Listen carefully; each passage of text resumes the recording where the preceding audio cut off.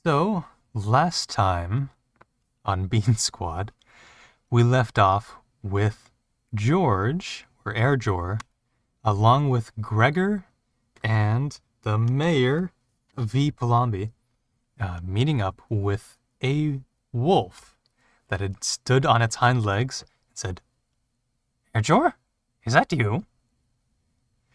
Having met up with them, Paul, you're going to be playing Gregor for this session.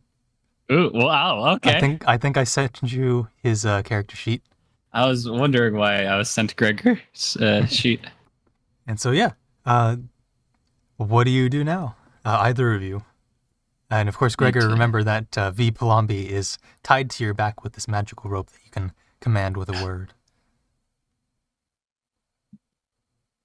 So, from what I have in my notes, the last thing I did was confirm that I am Airjor to Hmm. this wolf. So I guess I'm gonna wait for a response.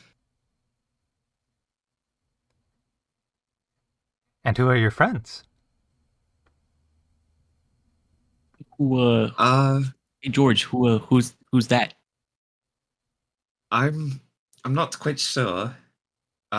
This is Gregor, and this is the mayor. Uh, the Gregor just kind of waves. It like takes a paw and kind of waves at you while standing on its hind legs. Very, very, very strangely human-like for a dog's skeleton. How much knowledge would Gregor have about like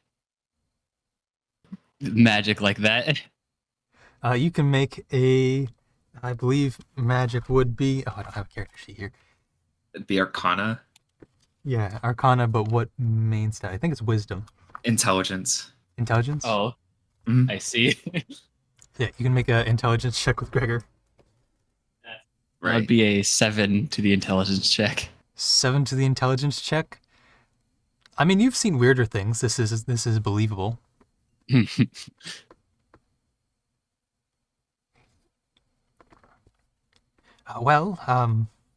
I'm sure you're already aware. Actually, I don't think we've met before. I think I left before you were ever born. I'm your Aunt Miriam. Welcome to the forest where I live. And about weirdly like waddling in place to turn around. Off in that direction, about 2 miles, is our cabin. Can I make a nature slash Arcana check to Are see you if trying to I find? understand what's going on here? Sure. All right, I rolled a 19. For what? Uh, just like Arcana to understand Arcana. if I know that this is not I'm not related to a wolf. Yeah, you would imagine that this is some sort of magic going on, and that, as far as you know, like all of your family is elves. You're a high elf after all. You have Hmm. very strong and pure bloodline.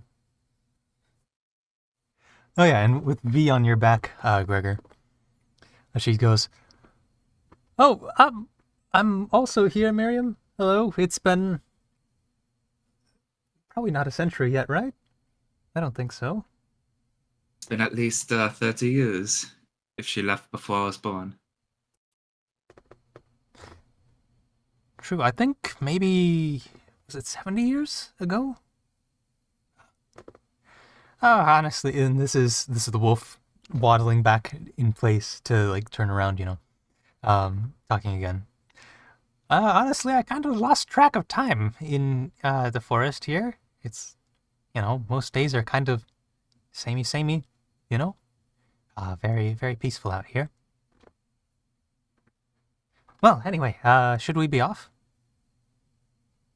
Yeah, I suppose we should. You said it was that way. Yes, off that way. Also, I noticed the music is still on interlude. Let's go to the actual forest theme. Here we go.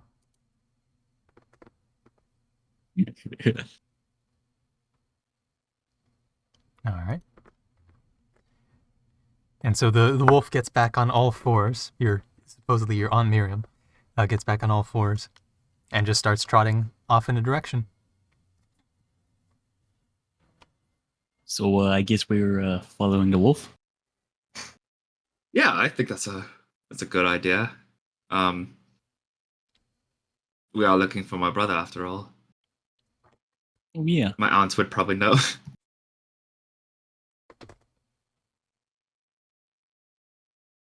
All Yes, right. let's be off.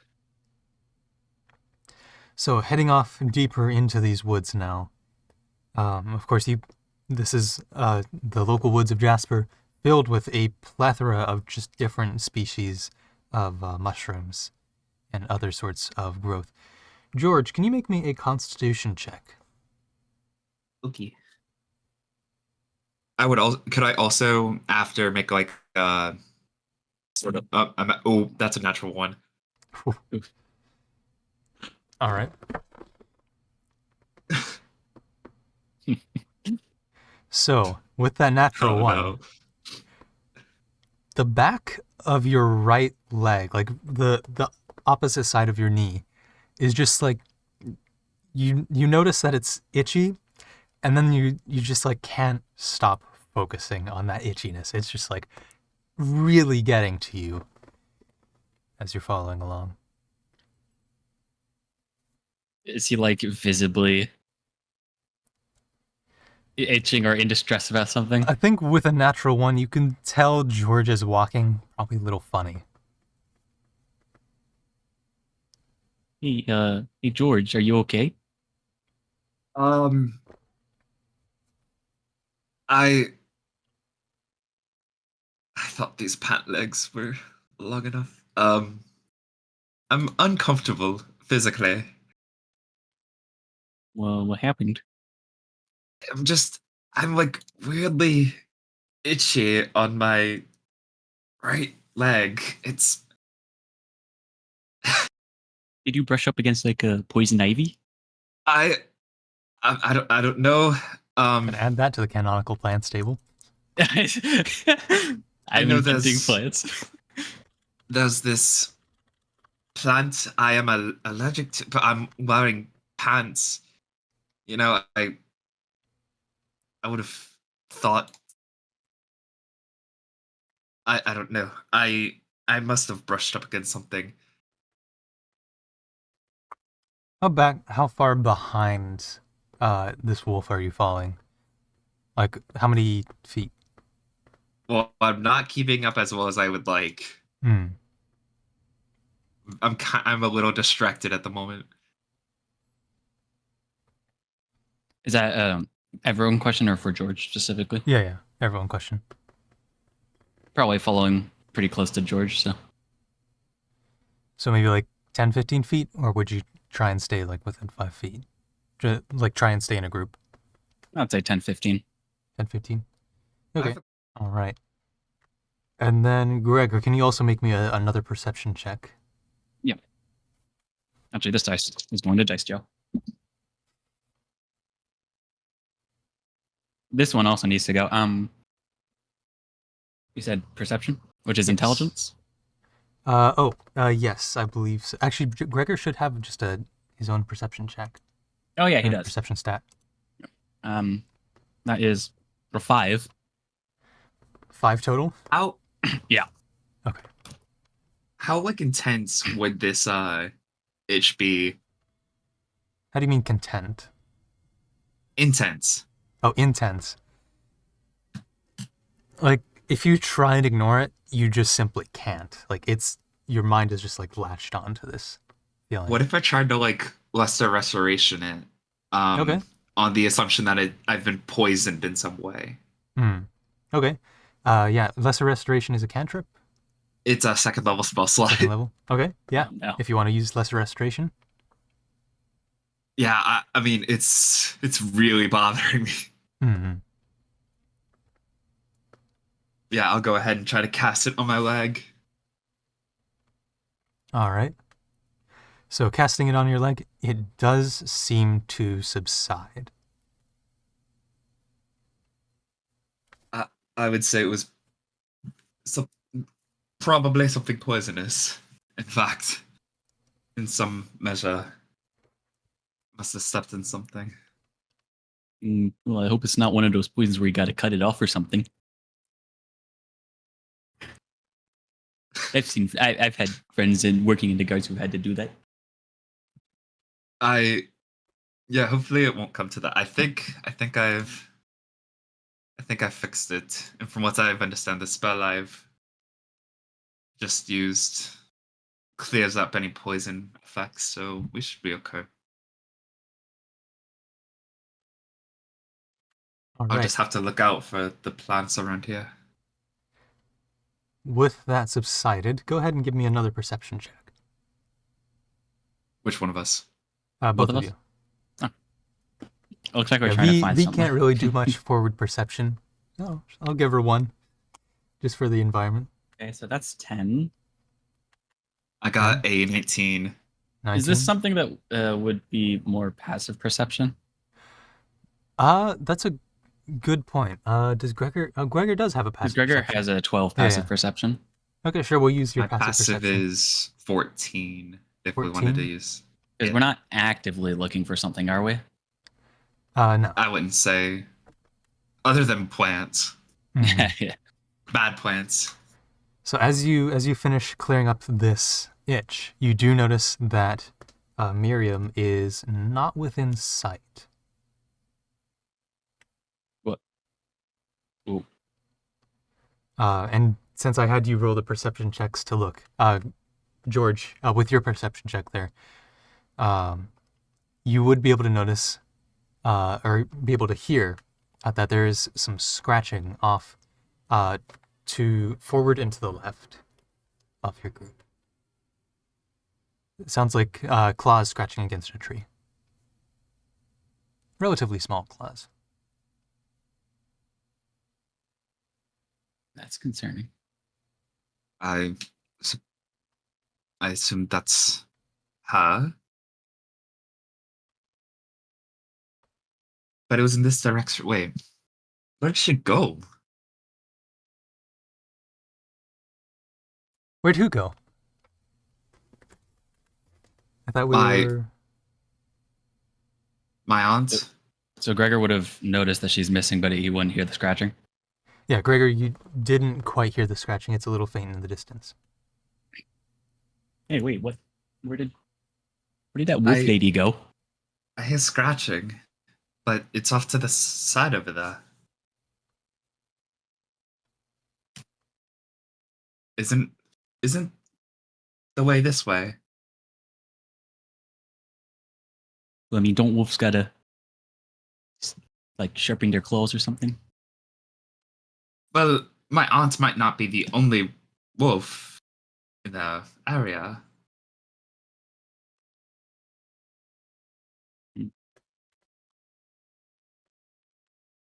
Should we go check?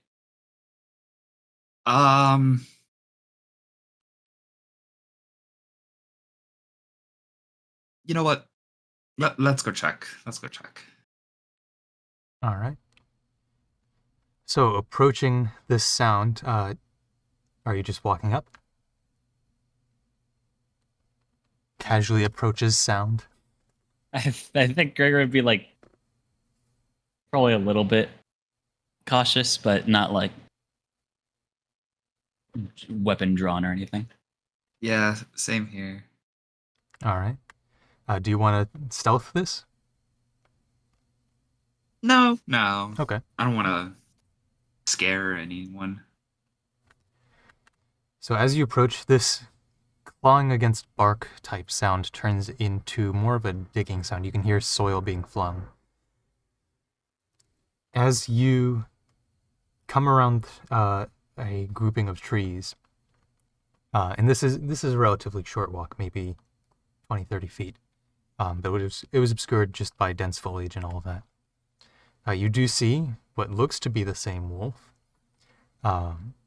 digging out a cluster of what looks to be charcoal and soil off of the side of a tree. Yeah. The wolf looks towards you. Oh, come help me dig this out. This is some good stuff right here.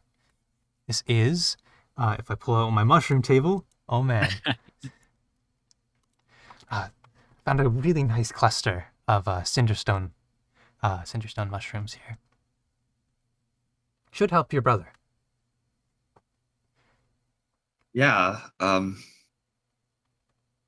Does anyone have a shovel on them? A shovel? No, I have a pickaxe. From a brief glance, it doesn't look like I have a shovel.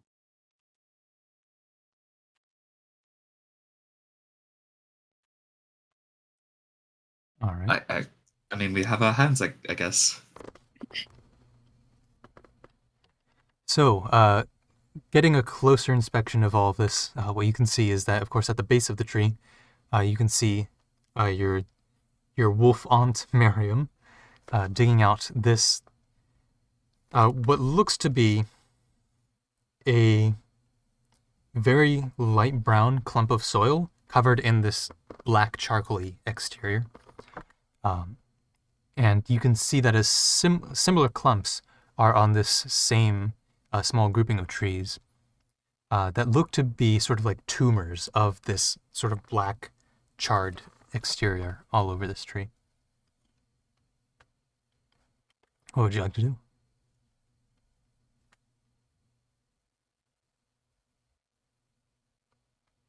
It's just like try to help dig as best I can. All right. Yeah, I'll bend over and just start digging.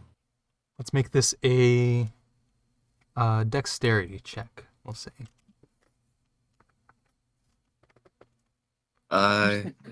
Mine is 18. 18. There it is.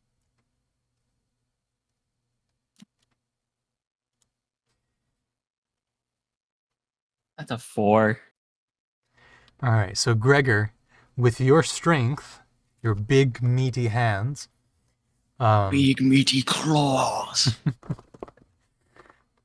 you find that as you grab onto these mushrooms, they just, or this like, yeah, she called them mushrooms. These mushrooms that don't look like your traditional mushroom. They look like big clods of soil covered in this sort of charcoaly exterior. As you grab onto them, they just crumble away into dust, effectively. But George, you're able to more carefully pick these off of the trees in still relatively solid clumps, and now you've got. It's lighter than you would expect based off of how it looks. It looks like a big clod of dirt, but it's probably about half to a third of the density that you would expect. And so you get about, we'll say, with your 18 dexterity, we'll say that's 3 pounds of this large clump of mushroom that you can just either carry in your hands or try and stuff in your bag. And Gregor, you said you got a 4?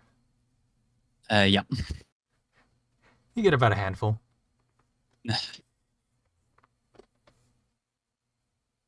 But you just can't keep it salt enough. I tried. I don't think I'm getting the Gregor voice accurate. The way I No. envision Gregor's voice is Midwestern Barney.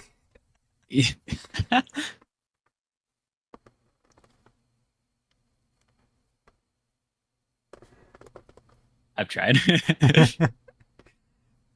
You're doing a fine enough job. Thank you. Yeah. Thank you. As long as it's good enough. All right. And let's see.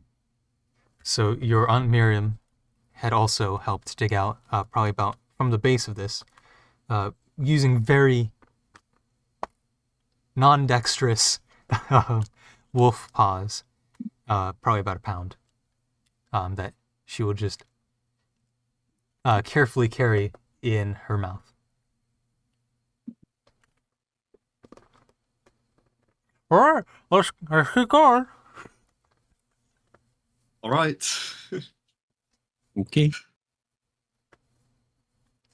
And then you will be off. And George, give me another Constitution check. Oh no. Constitution. Oh, that's not gonna matter. But let's just see. That's a 3. 3. Okay, so a little bit better. That itch is back, but it's not as Oh, strong as it was before. You can tell how it's close? somewhere on on your right hand, but you just I like, look. yeah, go ahead. I look back at where we were digging to see like what's around there. So you do notice that there is a lot of foliage at that ground there. One of which may be that same fern that you're allergic to. Oh no. Oh And go ahead and give me a gosh. perception check. Both of us. Just George. Man, I'm doing great at everything except not getting ill. I'm doing Um, good at nothing. that is a 23. 23. So yes, after a closer look, you do see that yes, that fern was there, but it was very wilted, as perhaps the mushrooms around it had been consuming a lot of that nutrients and stealing from that. But that plant was in fact there. Oh. So now you have on your right hand somewhere, and you can't quite place it. It just kind of feels like this sort of like overall feeling. You can like intuitively you feel that there is some sort of spot where it's the most concentrated, but you can't just quite place it yet.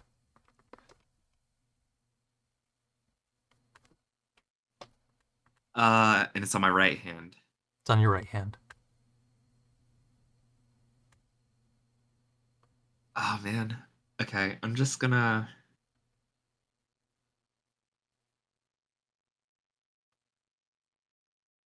Miriam, Huh? you see that wilted plant over there?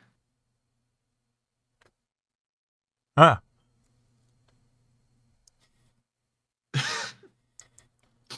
I'm allergic to it.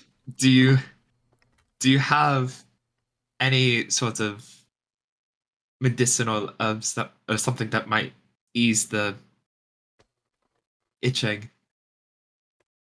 Bring it over here. I'll give it a look. Bring the plant over there? Or my No, hand? you're wherever you're itching. Yeah, okay. Show her my right hand. So she takes her snout and goes up and gives a good sniff, little inspection there. And she will get a gist. I see. So, not quite familiar. But if you could keep a lookout for, mm,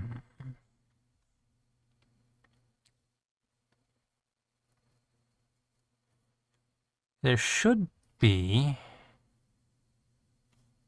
looking through my table here,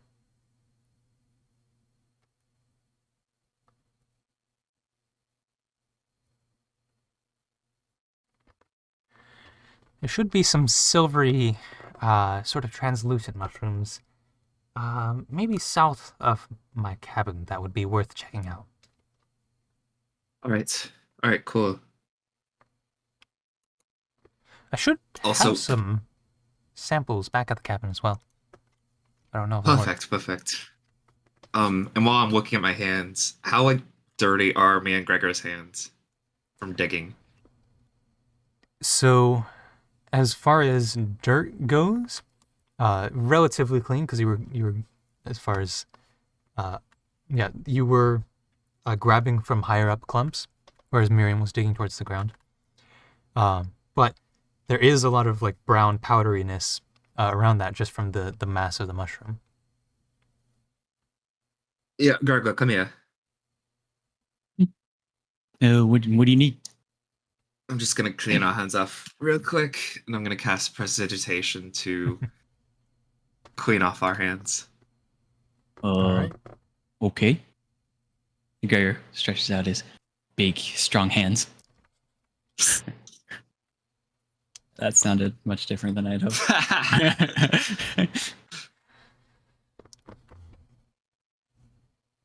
All right. Prestidigitation does indeed clean off the dirt, or the mushroom mass. And of course, George, you have this like big, not quite foot, like twice the size of, I guess, like a football. You can imagine that sort of volume there. I guess with the volume laws, maybe like 4 times bigger than a football. And then Gregor, of course, you still just have like this handful of mushroom mass.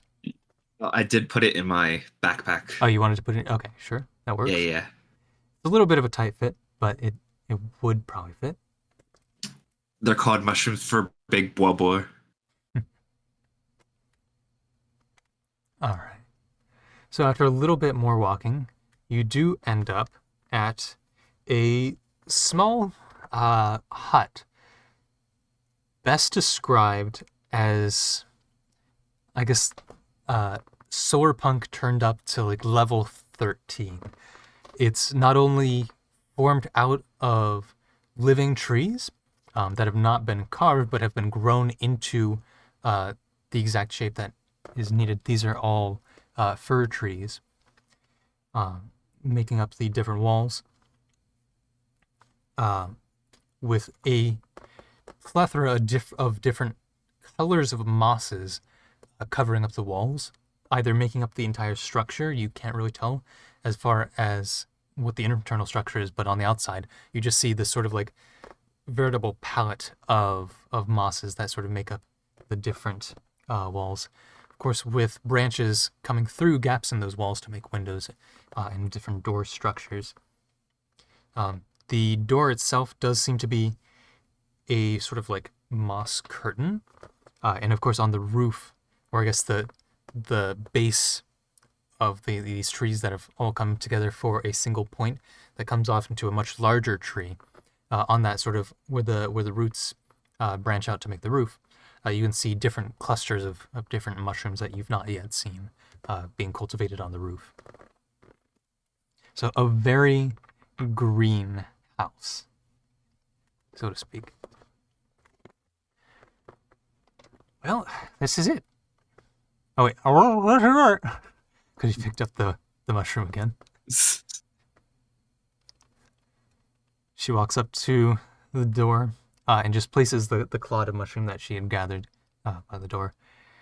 And transforming back into an elf, you see she grows maybe about half the height of a wolf, but still shorter than when the wolf was standing on its hind legs. So probably like, maybe 4 feet tall at best, maybe like 3'6". Very hunched over, old elven woman in these sort of like very, very hippie like mossy cloaks. Very, very wrinkled, very old. Definitely older than you remember your mother being. So, based off of what very little your mother had ever talked about her sisters, you get the definite sense that this was at least twice your mother's age, very much an older sister. And she really did understand me. Well, welcome in. And she pushes aside the door. Do mind the ceiling though, or the top of the door. Big guy. What? Mind the ceiling. It's a little short. Gregor's gonna kind of like crouch down. Like, how much shorter is it than him? The ceiling is probably about 5 feet tall, and Gregor, I believe, is 6'2". Oh no. Okay. We both have to crouch down. Gregor's gonna like. Maybe it's like 5'6". But yeah. You know that like awkward like you know how crouching all the way down is easy and like slightly crouching is easy, but like there's that awkward middle that's just like really Mhm. annoying. Yeah. I So, feel kind like of if I'm Gregor's gonna be stand up like here. that sort of like, yeah, Gregor's gonna be that really awkward like Hmm. crouching down like tight, bit of a tight fit. Yeah. Okay. And coming into this cabin here, if you imagine a very stereotypical witch's hut, you see there's a big iron cauldron, or yeah, big iron. No, this would be yeah, sure. This is a big sort of like cast iron cauldron in the center, up on some wooden spits that just suspended down over a fire that seems to be induced by some sort of molten rock or like magically looking molten stones. There are different wood shelves everywhere, made, of course, still of living tree that seems to have been grown or weaved into that shape as the tree is grown, with just different flasks and bottles, just filled with different colored liquids, with different things floating in them.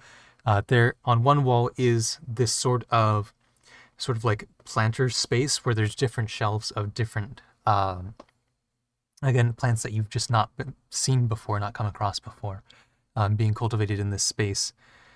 And one thing that becomes very evident to Gregor right away is that there are all of these different shelves and structures are made into sort of a different, are all sort of like lined up with each other so that something could walk across it. Some sort of smaller animal, like a silvery blue cat that jumps onto your head. Ooh, hey there, little guy. It just curls up and starts purring. Gregor's just gonna start petting it. Oh, Very nice I see cat. you've met Miriam, says your aunt, Gregor. Not Gregor, George. Auntie. So Yes, she's we're Miriam both as named well. Miriam. I see. Yep. Did you name her Miriam, or is this No, that's coincidence? just her name. I see. I see. It was her name when we met. Right. Well, lovely to meet you, Miriam. If only I had speak with animals. What's that? If only I had speak with animals. Speak with animals should be a druid spell. Oh man, It's if only also a bard there was a spell. druid. Oh, okay. If only there is a part druid. Well, I think I could be able to teach that spell to you if you're interested, with some time. Oh, I mean, it would certainly help out around here.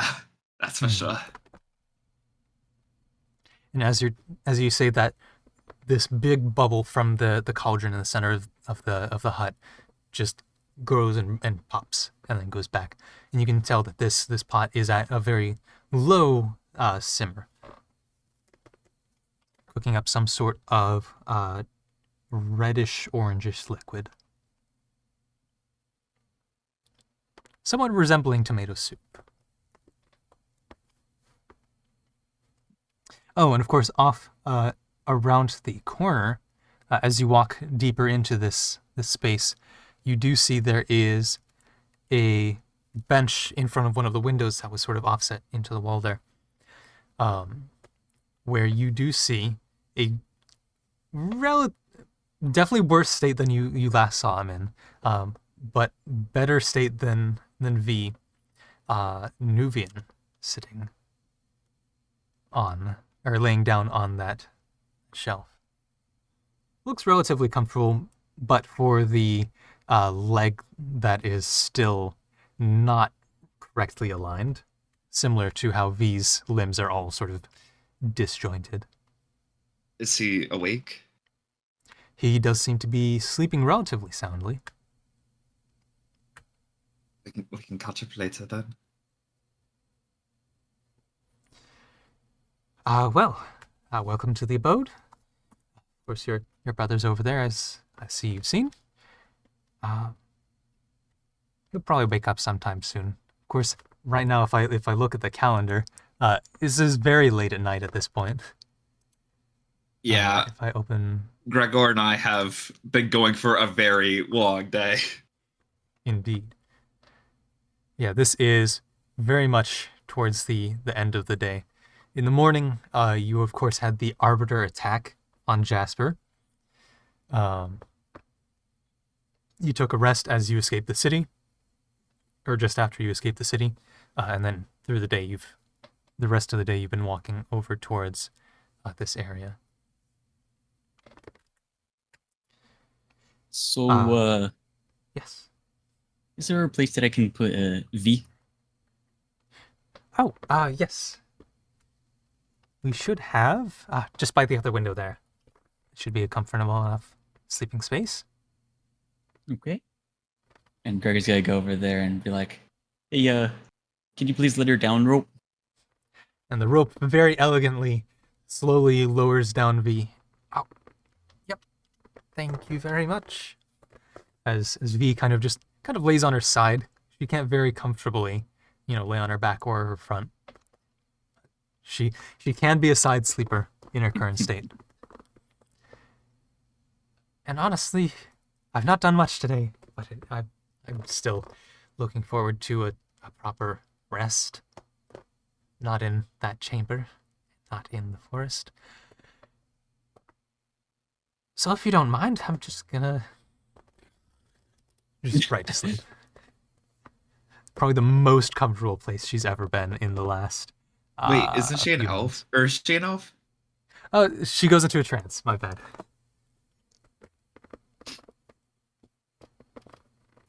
Instant trance. So, eyes roll back, flick back and forth. Very REM-like trance, but it's not necessarily sleep.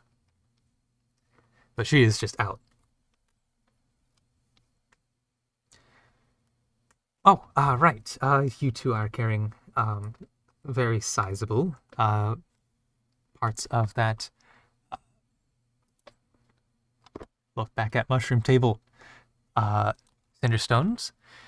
If you could go ahead and place those on the shelf over there, that'd be great. Oh, yeah. Of course, yeah. Oh, and actually, big guy, what was your name again? Yeah, my name's Gregor. Gregor. Could you actually just throw that one in the pot? Sure. And he's gonna take what he has, the crumpled remains that he has in his hands, and just drop them in there. Bonk. So it dips down a little bit, floats on the top, and then just slowly starts falling down into this sort of pot of reddish, orangish liquid. Gregor just watches a little bit mesmerized. You can see some bubbles start to rise up out of the pot. So, what is this stuff in this pot? Oh, it's soup. Very good for the immune system. It's got a bit of an earthy, woody taste. Of course, I've mixed in some tomato, so it should be a little bit on the sweet side. Should be very good when it's well, if you want to, well, maybe give it 20 minutes before taking a spoonful out. Of course, George, your brother's sort of been helped out by the soup. It's good. It's good for healing properties. Does Gregor know what the immune system is? Yeah, I was about to say. Intelligence check, Gregor.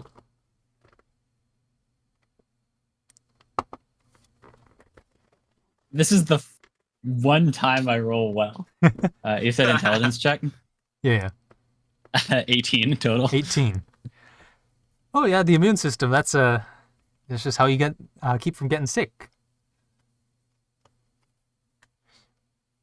Keep it strong. It keeps you strong. I've got a pretty strong immune system. I don't get sick too often. Yeah, that doesn't surprise me very, very much. Now, I unfortunately, could borrow some of that. It would be very helpful to have a couple of able hands like you um, for a little bit more of a dangerous task, seeing as, well, you were able to survive the forest well enough. You look like the adventuring types. Obviously, we will have plenty of time to catch up. But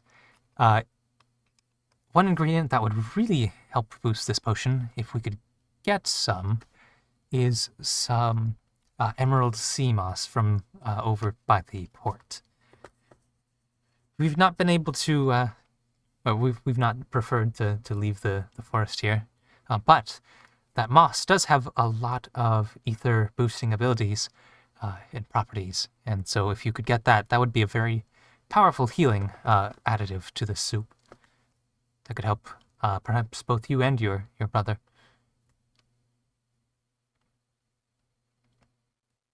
So, where is this port? If I pull up the Jasper map here. Oh, my bad. Cerulean Sea Moss is what it's called. If I remember my shortcuts. Hey, there we go. So this is, of course, somewhere in here is where you're at. So usually it washes up at the coast of Seaport.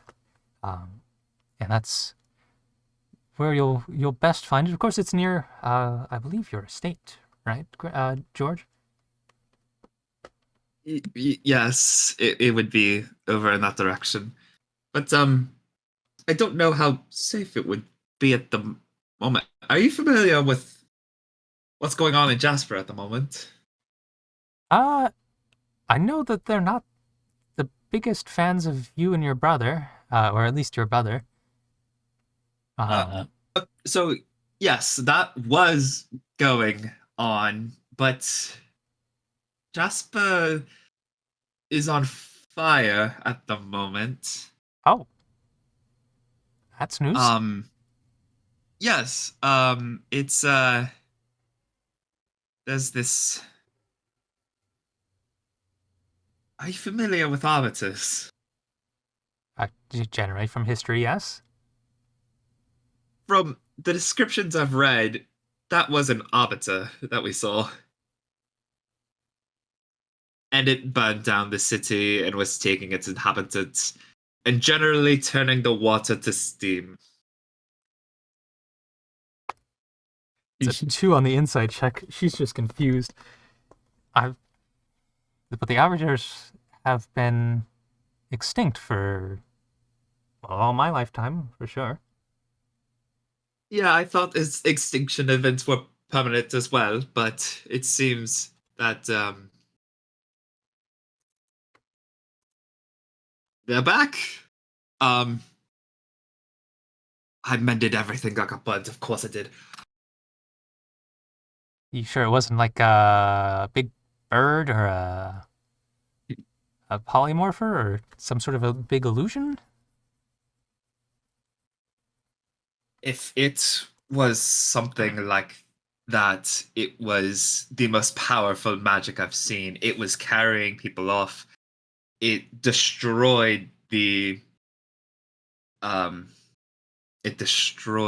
mana.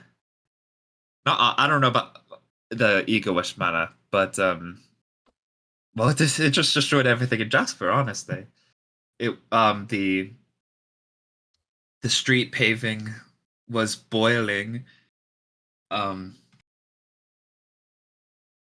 If it was there was clay that was melting. that too, That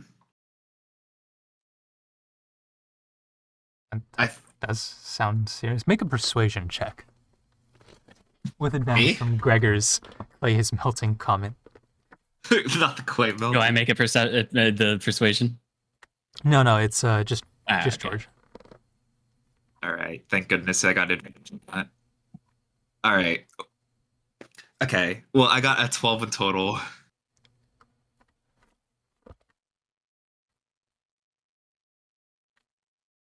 Well, that certainly I'd have to see for myself, I suppose.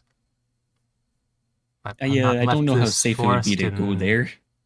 according to V, 70 years. So Right. I don't know if it's a good idea to leave the forest at the moment. Yeah, it was killing a lot of people.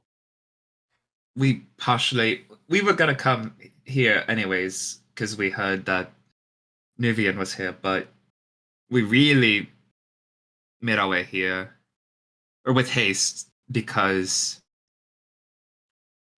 we were trying to get away.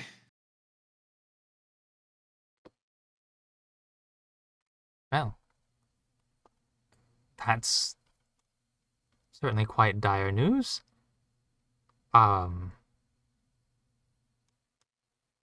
well, and she's just kind of lost for words. I mean, that is kind of a big, big thing to drop just all of a sudden. Yeah. Yeah, the Arbiters are back and it's killing everyone in Jasper. I mean, that's as far as she can tell. That's what arbiters do.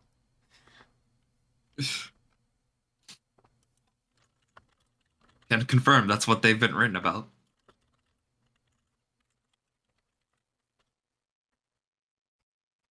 I think it might be dangerous to make much venturing out of the forest because I think the forest has been left because it was not populated.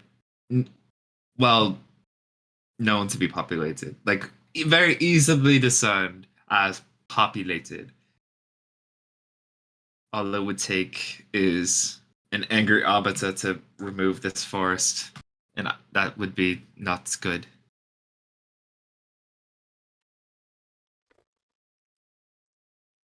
Well, suppose I'm glad I kept us living out here secretive. Guess it pays to be a bit of a hermit. Suppose so. That is very terrible. Well,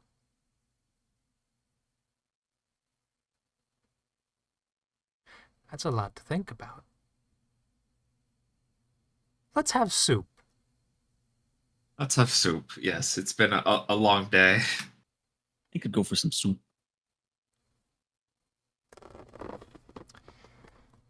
So, she goes over to one of the shelves and pulls down 2 stone bowls, and just goes over to the pot, ladles out 2 bowls of soup, hands them to you two. Looks like V and Nuvian are still asleep, but at the very least, soup should be good. Gregor is going to take a big spoonful of the soup. All right. So you don't have any spoons unless you have any on you. Gregor you can takes at a least drink big from the soup. sip of the soup bowl. Good soup. Oh, Good wow. soup. This is very, very good. good tomato soup with a bit of an earthy hint to it. You do feel like a little bit lighter from drinking it. Just that, even though you have had a lot of warmth recently, that sort of like internal warmth of that soup going down, it just does feel nice. I'm going to consume like I haven't eaten in days. Oh yes, eat up. We have, I think this is a 50-gallon cauldron. A very big cauldron. Is Gregor at full HP? Gregor, I think, is at full HP. Okay. Let's see. Tracker. Yeah, Gregor didn't take any hits. I'm just using an external counter right now to keep track of that, just in case there's anything that, Yeah, the only resources we've really used are like spells. We haven't actually gotten hit. Mm-hmm. And I think we short rested at least once. We had to have, I think.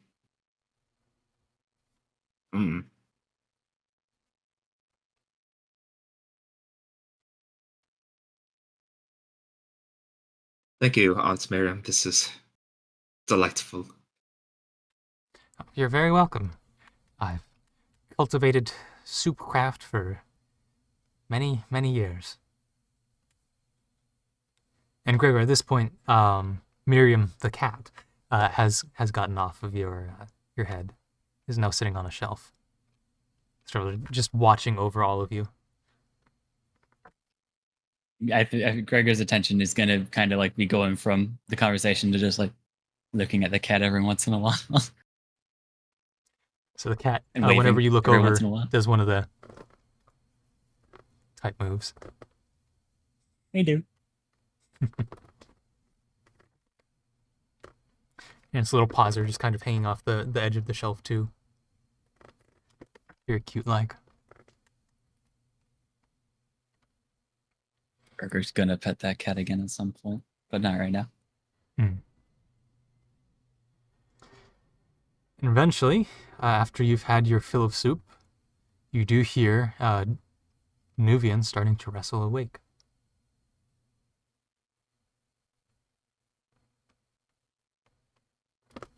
Nuvian.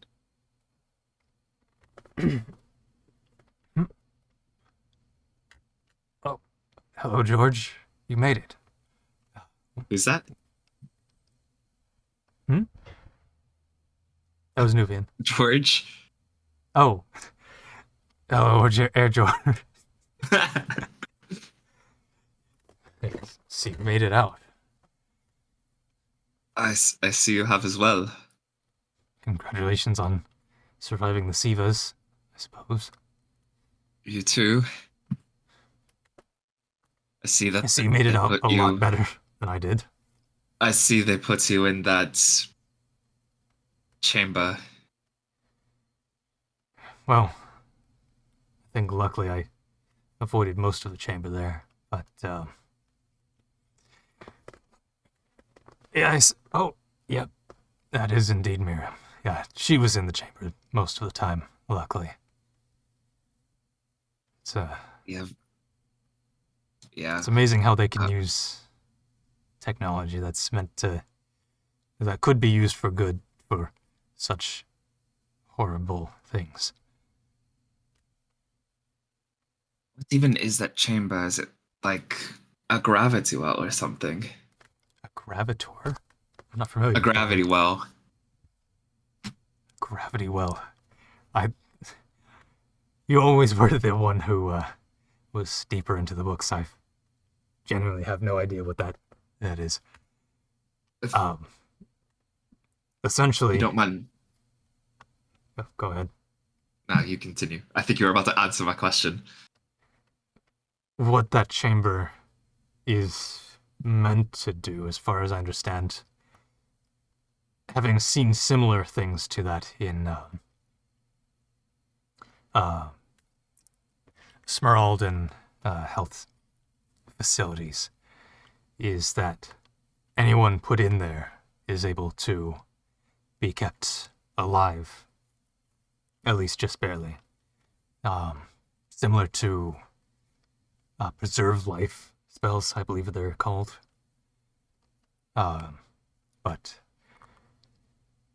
the Sivas definitely modified it to be filled with this very unpleasant liquid that just is constantly drowning you in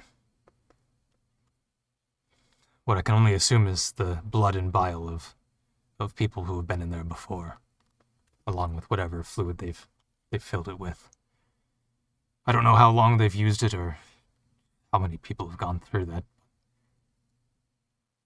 It is very much not a good place to be.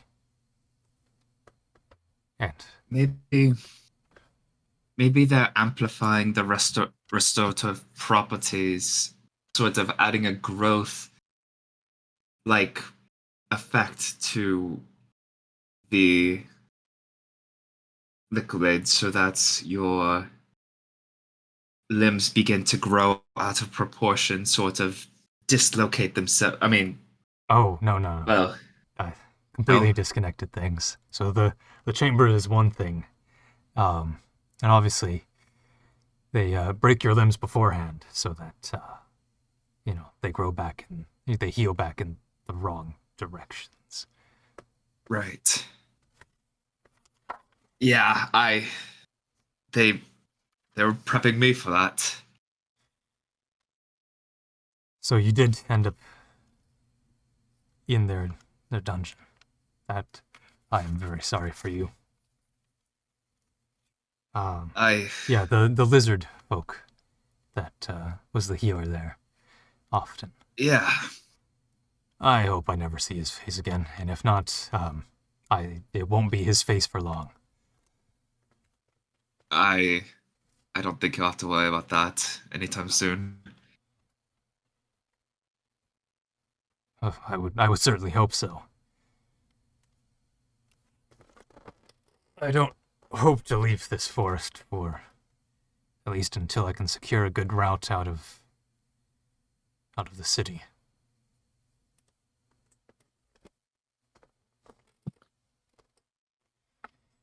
I Well, the forest is certainly far safer than the city right now. Yeah, I would certainly agree with you on that note.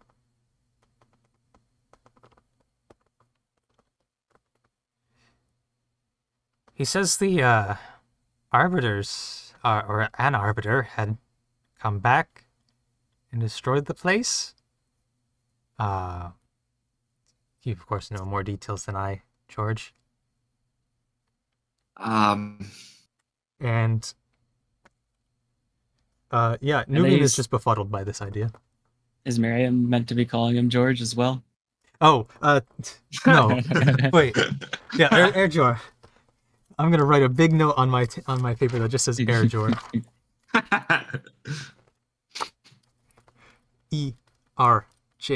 ERJOR underline. I think you, Airjor, would have a little more insight as to the goings on. uh, yeah, so when we got out of the dungeon, we made it to the manor itself, and outside was just the city conflagrated. It was the heat was intense. Um the clay on the street was burning. The street was burning. Steam from the river and from the fountains. And as we were escaping, we saw it carrying away people, um, rounding up people through using its fire and then carrying it away off to the east somewhere in the mountains. And from what I could tell, there was little few parts of Jasper. I don't even know if there was any part of Jasper that wasn't affected. So since it has been a week, I'll say you would remember that the majority of the damage was focused towards the town square that you can actually see in the map there with the darker regions. Mm-hmm. That's where the damage that you could see was around. Those are the areas that fully melted. Right. The town, this square is gone. There's no way it made it through. That was probably the epicenter, sort of. And what of the Siva Manor? It was falling apart as we were leaving. There was a Hunden that stayed to try to protect what was left, but it was already falling apart by the time we left. So I don't know how successful he would have been. Would that be the guard? The night guard? Yeah, the Hunden god, yeah. Well,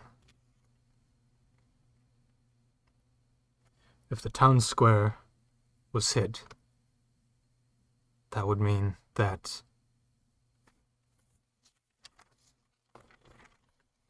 there may be a silver lining to this, because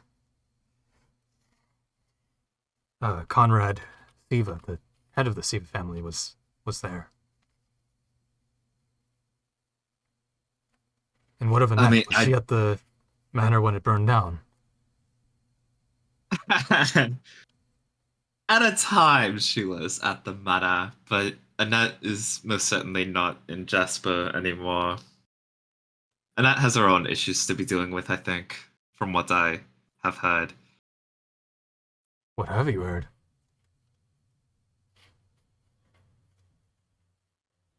Annette is currently frozen solid somewhere.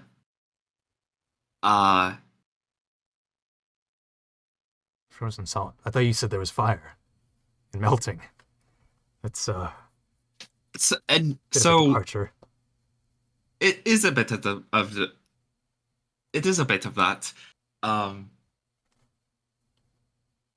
Annette was transported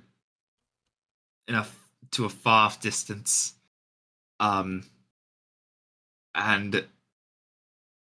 from what I know, the area is not typically an icy wasteland, so I doubt her freezing is anything natural either.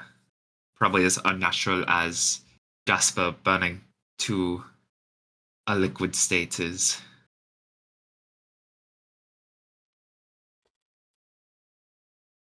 I Wow. don't think any egoish Siva politics are going to matter anymore.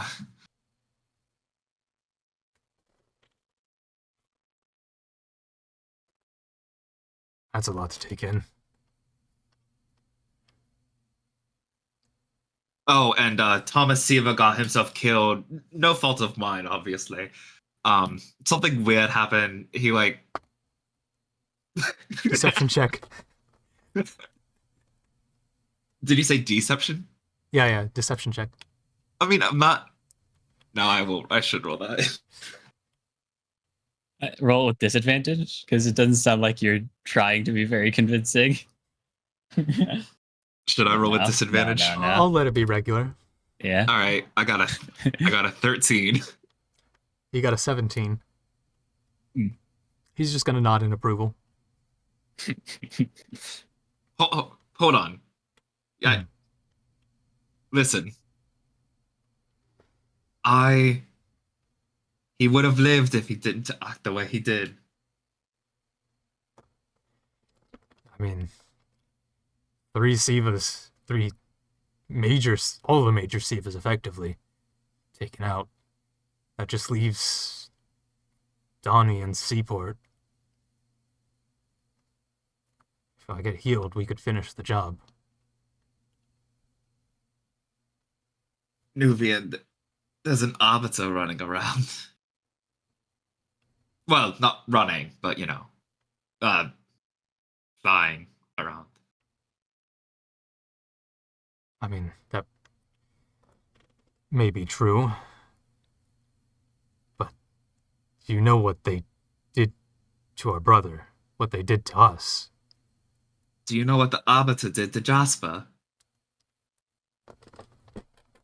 As far as I know, that's none of my concern. You're not going to have a city to go back to. I don't have much of What? a lot of a family. I mean, just look at me. I mean, I'm better for wear than they left me, but you see what they did to V. So they did the same to me. They did worse to your brother, our brother. I'm familiar. Trust me, I'm familiar with what they did to him.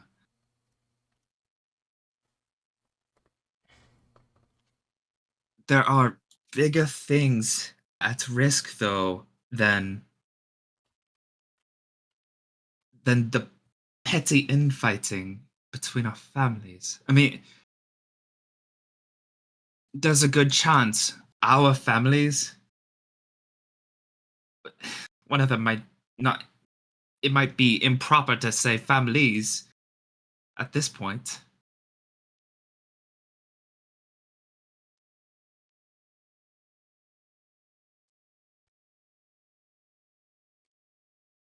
I mean, okay. Think about it this way.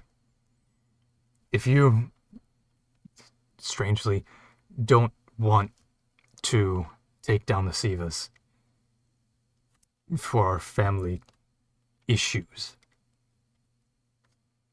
they're weapons dealers. If you have this arbiter that you want to fight, I would say foolishly, would you not want weapons to do so? Powerful weapons from Smeraldi. I'm going to just take the sunblade off my hip and say, we got to their weapons before we even knew of the arbiter. And they have entire troves in Seaport. I mean, I don't know what Seaport looks like right now, but I doubt the armory in the manor is still around. And I would wager any munitions found in the Seaport aren't faring too well either. Besides, we shot at the arbiter with the munitions, and it wasn't good enough. All I know is they have to go down. Whether or not you help me with that is your own matter. If you go back to Jasper to try to finish off whatever you find, you'll just find their fate as your own.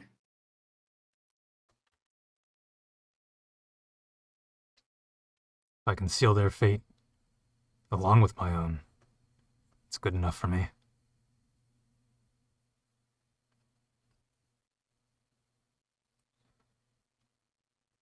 I can't bear to think that they're still around. I doubt there's anyone left to find.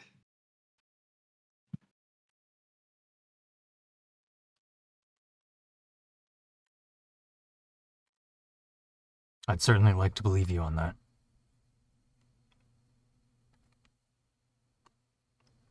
But at the very least, I'd like to confirm for myself.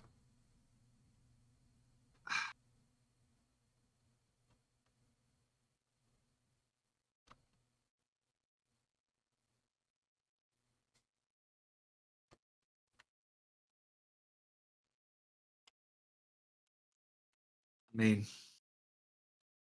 you wouldn't have to go. I don't even think you'd have to leave the forest to see the smoke. I mean, you can see Jasper itself from the edge of the forest. You wouldn't even have to leave it to get a confirmation of what has transpired.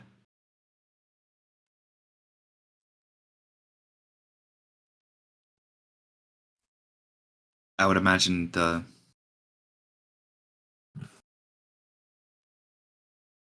would the ruins of a city not be good enough proof?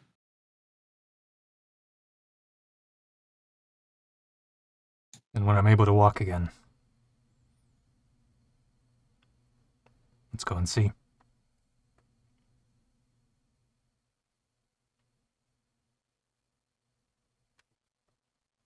Nivian, I don't know if I have the time to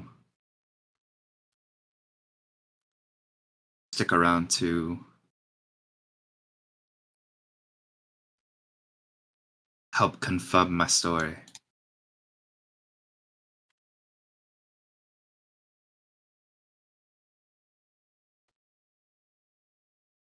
You said it was Donnie at the seaport. Should be. In He's the one morning. in charge of the militia. In the morning. What's Donnie? You've met. It seems like you've met Donnie. Have you met Donnie? I've seen him, yeah. What's he like? Cloaked up. Doesn't say much. But he's cruel. I can at least attest to that. Well, he's a Siva.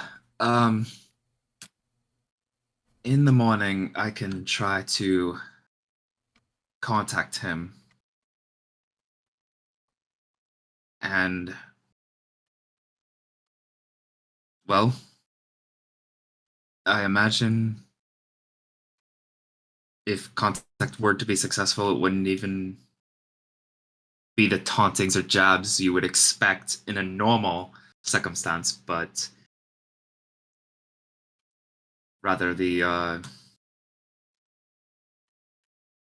reactions of someone who's dealing with what Jasper's dealing with. If I get a response. And I'm sure you can assume what it means if I do not get a response. Fair enough. Well,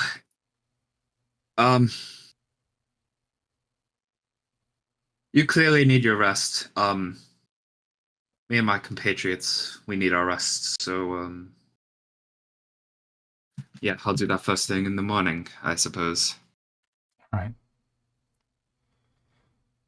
At this point, through this conversation, he's grabbed his own soup and had his own fill. He will go back to his window nook, lay down and say, "We'll talk more in the morning."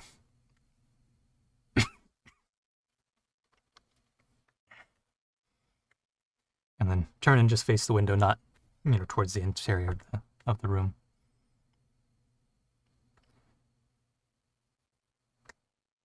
Well, yes, I suppose it's about time to rest up, everyone. So,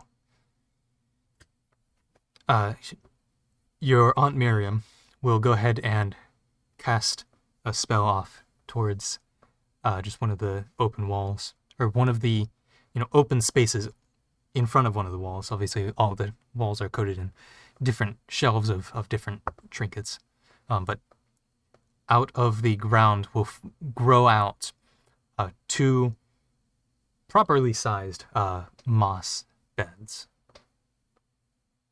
for you and Gregor to sleep on.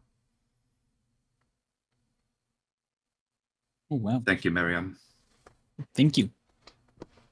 Of course. Of course, we'll have plenty of soup for the morning. And from all that you've drunk out of the soup, there's effectively no dent in the amount of soup. There's Let's just so go. much soup. Soup for days.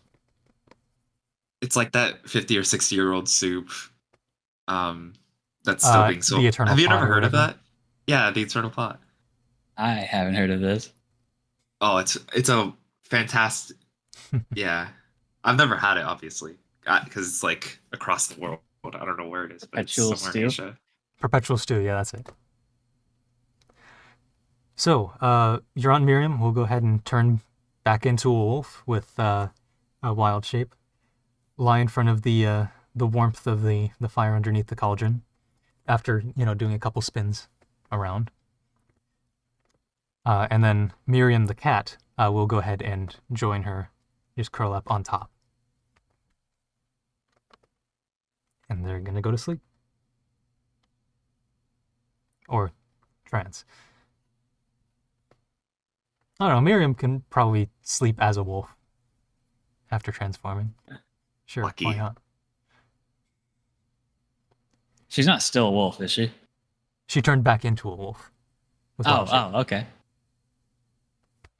Yeah, sure. Just because why not? Yeah, why not? Comfortable. Is there anything you two would like to do before going to sleep? No. I don't think so. I think it's been a long day. Yeah. All right. So with that, you go ahead and take a long rest, both of you. And we will, after the break, cut to Pink's side. Oh boy.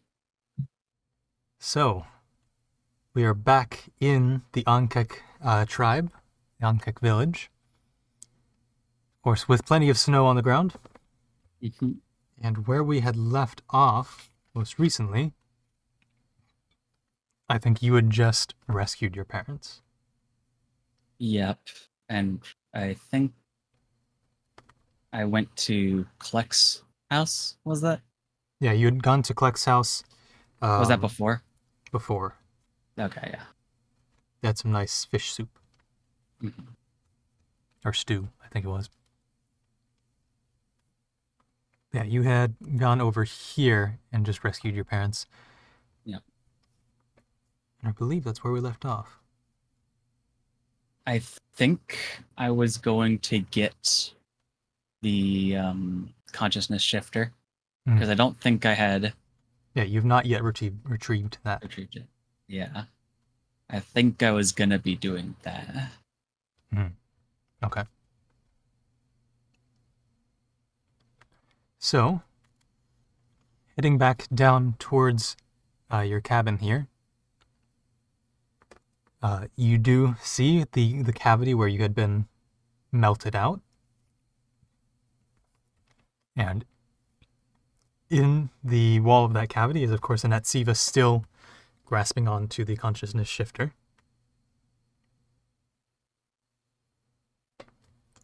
She's just in there. Yeah, I'm gonna go up to her. Is the consciousness shifter like out of the ice? No, it's still also embedded in the space. What didn't I have a pick that I was using to help as well? Or was I like burning things I out? think you did grab a pick. Because you did break your parents out. Yeah. Oh yeah, I have a miner's pick in my inventory. That would have been it. So yeah. I am going to start using my pick to chisel out around the area where the consciousness shifter is, being careful to not hit it or destroy it anyway. Okay. But you're not trying to necessarily break through the ice that is surrounding, or that like is immediately in contact with it. Oh, what was the last part? So you're like if you imagine the consciousness shifter, like this, right in her hands, Mhm. you're getting this space around it, but not the space like the actual ice touching it. Yeah, starting around it, and then I'll be going more in it. Okay. Make me And I'm not trying to get a net out. Right. So make me a dexterity check. That I'm good with. In this point, or at this point, it's very close to sundown. That's a 21. 21. All right. Very easily, you chisel out the area around the consciousness shifter itself. The ice is, with your very dexterous 21, we'll say you could probably just pull out on the consciousness shifter itself and break the ice it's attached to. Yeah, I think I'll do that. All right. Because Pink does not want to take any chances and like destroy the level the consciousness shifter in any way. So go ahead and make me another dexterity check.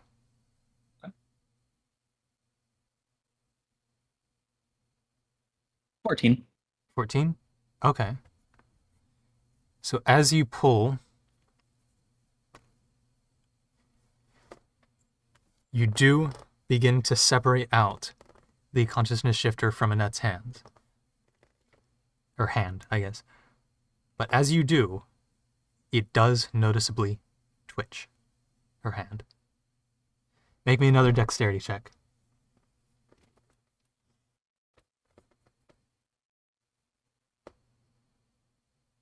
13. 13. All right. So the hand grasps on, but with your 13 versus a 10, you are able to pull it out before it can get any sort of grip on it. But you do see that hand is now able to move. That was close. But it does fall limp again.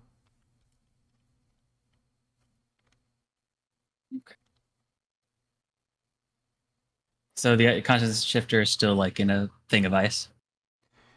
The ice around it was thin enough that basically just pulling it out had broken off all of the ice. Okay. You can maybe like So I brush off actually any am of the... holding it now. Yeah. So Okay, you, cool. you now have the lesser consciousness shifter. Okay. That's good. Good. I don't have a way to contact George. So it's getting nighttime, you said, right? Yeah, it's at this point, having spent the time to break everything out, it's past sundown now.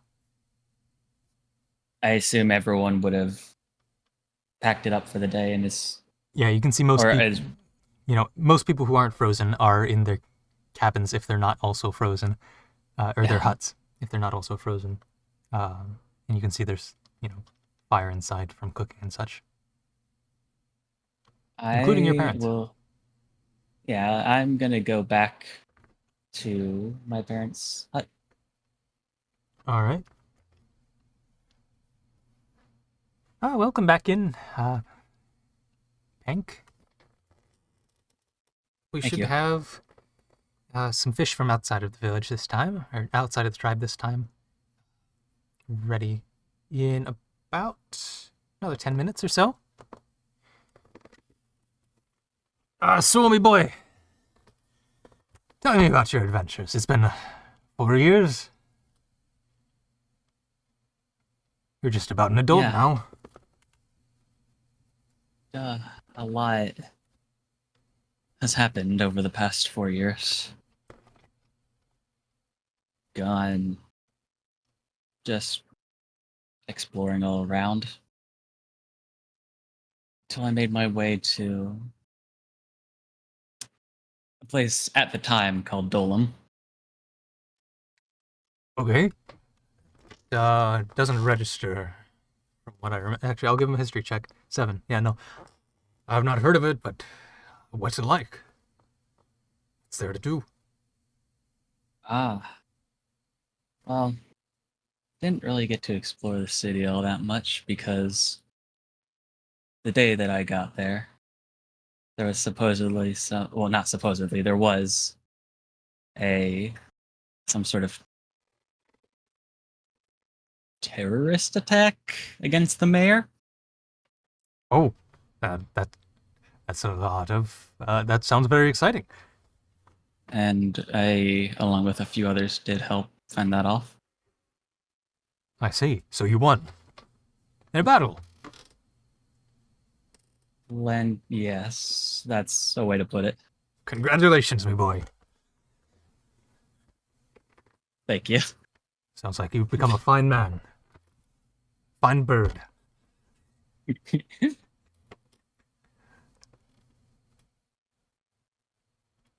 Pank's not gonna immediately respond to that. He's just gonna kind of be, I guess, nod a little bit, but yeah. And from there, these few people that we fended off, that helped fend it off, kind of been traveling around together, just in a little bit of a party, I guess. I see. So was that person you were frozen with one of those? No, not by a long shot. Oh, so who's she?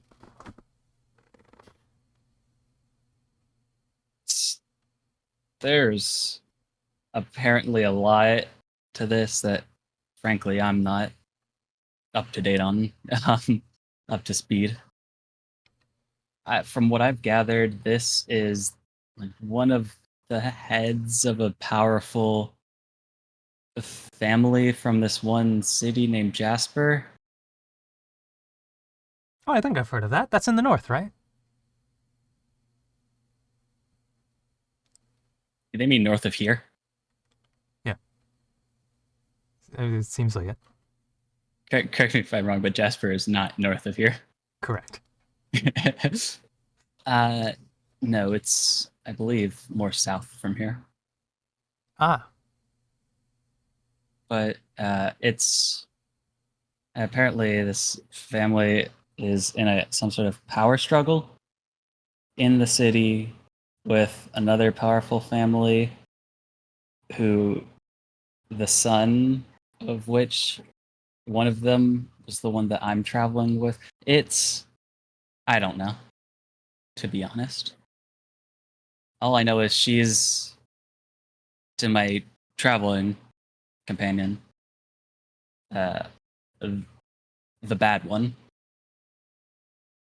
I see. Uh, Sounds like and levels she of did drama. try to kill us. Oh, So I so would I guess have suppose to it's a good agree. thing she's in the ice.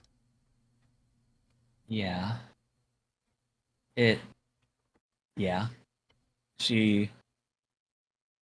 had captured us and started trying to torture. There's a lot that has happened in the past 4 years, and more so within the past 1 month.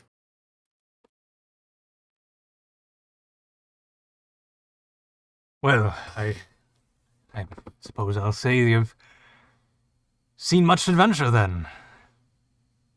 Defeated terrorists, gone up against crime families, traveled the world. Almost sounds as dramatic as Klonk's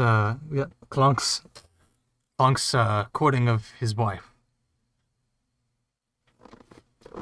Man, that was a crazy week. Who do you get married to again? Oh, I believe he got with Punk. all of these vowel switches in different Such names. a funny naming convention that I've come up with here. Indeed.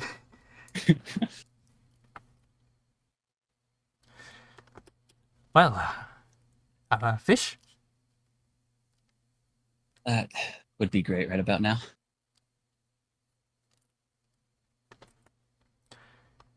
All right. And so just a couple of salmon on sticks roasted over the fire. Simple meal, spiced with your mother's special seasoning that you don't quite know exactly what it is, but it's very homey. This whole time that Pink has been back and going around seeing all the people he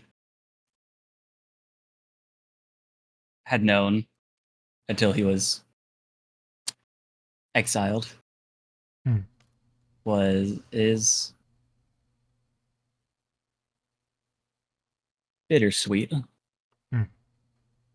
It's not all that he was hoping if he were to ever return. Interesting. He's not acting cold per se, but he's like, it's nice to see, especially his family and everything, and it is homey with home cooking and everything. But he's just feeling a little pang of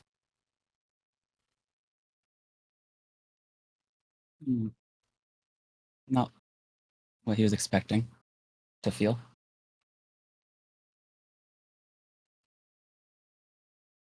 As he sits there and eats his salmon on a stick.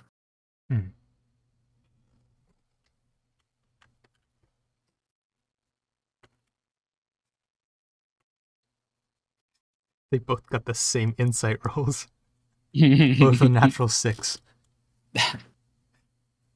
So they're just birds going with the flow. They don't really notice anything or say anything about it. Classic parents. Yep. just how I remember him. So, I suppose we'll have a big day ahead of us, breaking down this ice that's filling our lovely little village. I will help as much as I can. Of course. I don't More have. hands the merrier. Yeah, I don't really have anything else I can be doing right now, and I want to help out everyone. So Of course, well, let's get rest up for an early day. Yep. I'll go ask Mrs. Kleck if he has any larger bedding. I see you've very much outgrown yours.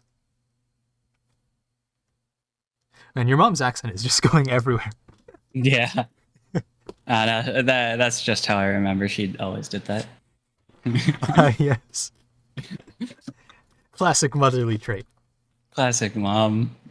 Could never get her accent down. So anyway, I'll go talk to Mrs. Kleck. Sounds good. All right. Is there anything you would like to do before this night ends? I don't think so. No. I think I'm just gonna go to sleep. And you've frozen again. Oh. So, with few words said and a fresh set of sheets, you go to sleep. It's weird being back. Comforting in a way, but also there's something strange about sleeping here that is off from certainly how you would remember a night's rest at home.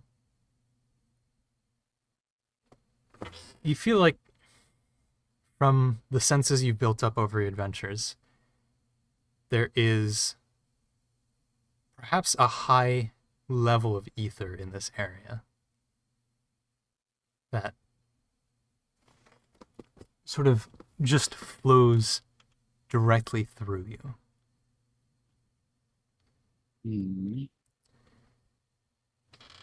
And as it does, as you drift off to sleep,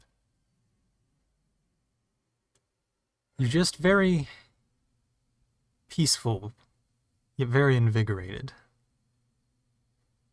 And George, with your soup that had helped boost some of your bodily systems and some of the adventure you'd gone through, both of you level up. Oh. Let's go. So now newly leveled up, Hank, you wake up feeling a little invigorated.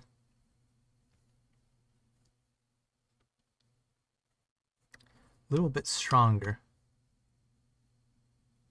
I'm gonna kind of jump up out of bed, like, oh, man, I feel good today. Oh.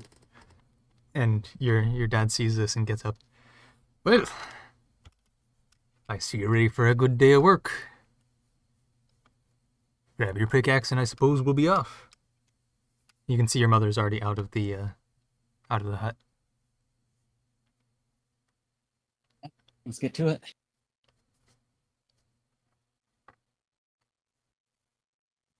I want to use produce flame, but at the same time, I think that's a bad idea. It's up to your discretion.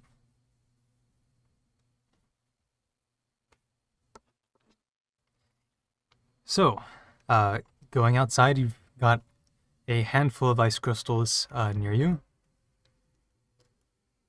Oh, hold on. This was a long rest? That was a long rest, yep.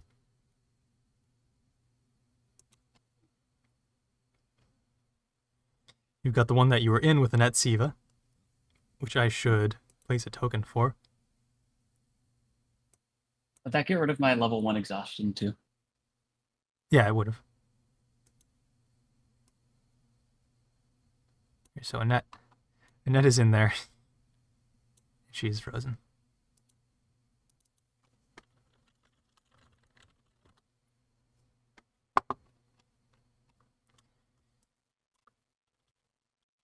This is the crystal your parents were in, and there's a handful of other people also in these larger crystals up top that are filled up as well. There are people in those as well.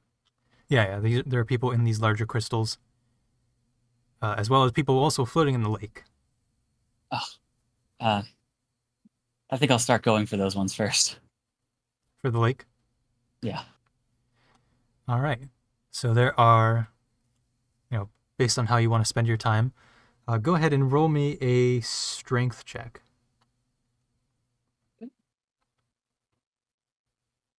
Nat 20.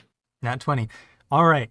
So you can dig out 4 of these different icebergs, effectively.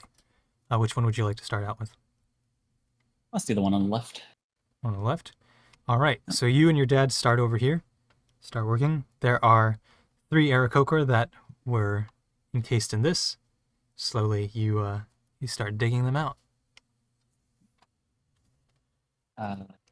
I will go ahead and do that. All right. But in the distance coming towards you, you do hear some flapping of wings coming towards your way at quite a brisk pace. I'm gonna look in that direction immediately. Let's see. Oh, Go ahead and describe your character, Jason. well, So, What does he see? Hank, you see a bird you'd be quite familiar with. I am my bad. Where is this? So the squire of Yek, the village leader. Yes. Who's now coming very quickly towards you with a very unhappy look at your presence. See you back, little starling.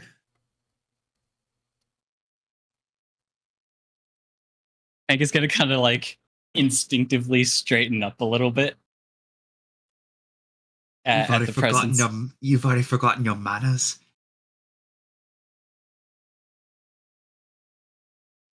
Show me your plumage, Pank.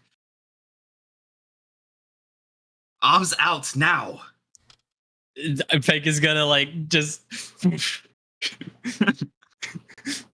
That's good. That's good.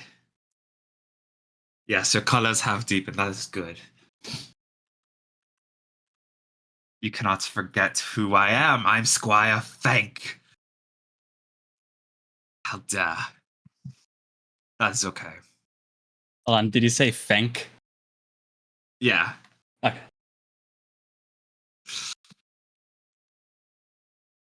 So, Squire Fank. boy, when did you get back here, you little starling? I came back yesterday. Ah. Hmm. And yet I didn't notice you flying in. That's quite interesting. No one noticed you flying in fact. Yeah, that's because I didn't fly in.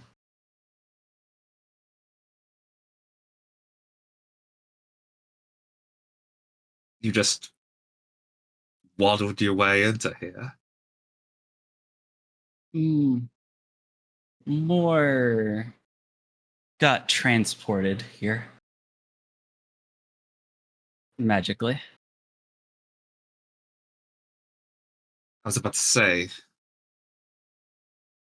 transport, like, well, whatever. Your timing is rather good, I shall say. Yeah, I've noticed it's a little bit old around here. It is a little cold, but none the matter. You can leave everyone else here. You've been summoned. You shall follow me. It seems that our good leader Yak has requested an audience. it would be wise for you to follow.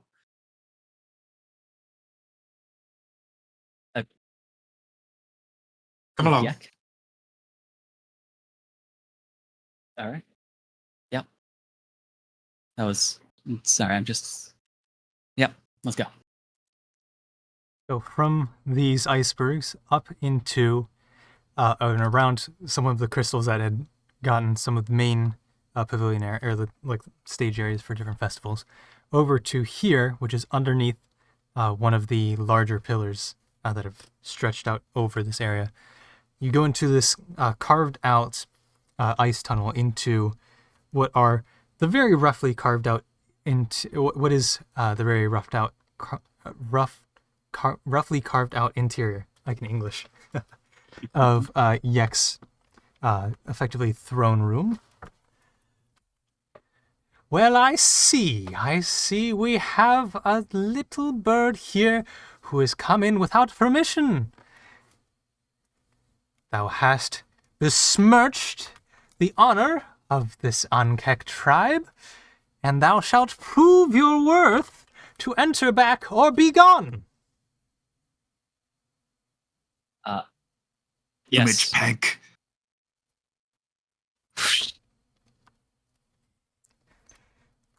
Now, Tribe leader Yak.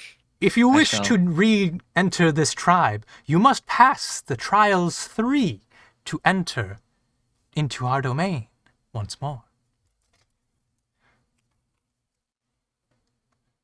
First is the trial of the magic fruit, orange in shape, but I just said orange in shape.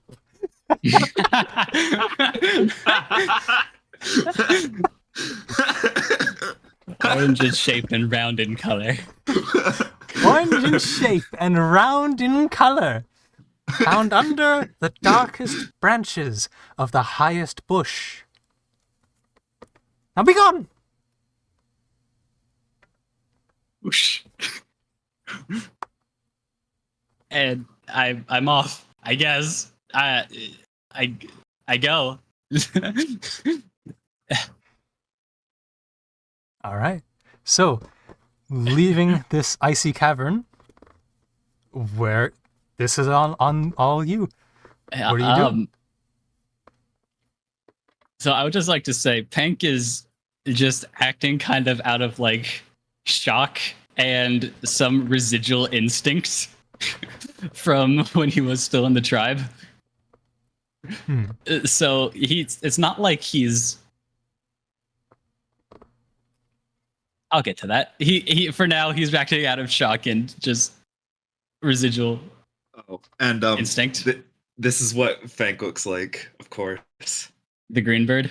The green bird. Yeah. No, of course. But yeah, no. Fank is gonna just kind of like fly off and start flying just over the forest. Like he was going. I was planning on doing that anyways, but I guess now my hand is forced. You do remember where the grove where the fruit lies, do you not?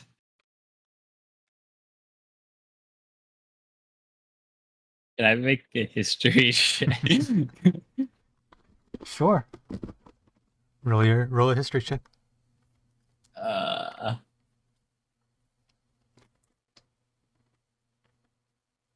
That's an 18.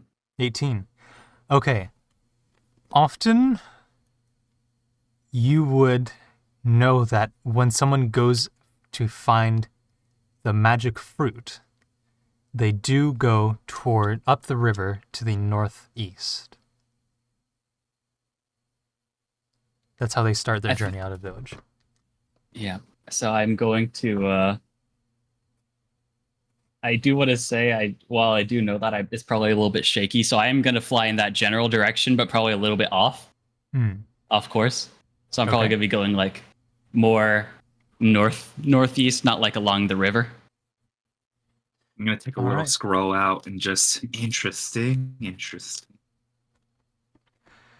So, additionally to just seeing the general forest itself, obviously of the the Schloss Forest, you do see from your height perspective, of course, I think I mentioned this last time, but you do see that off in the distance there are these points of ice off in the horizon, presumably other places that have been frozen, the same as your village.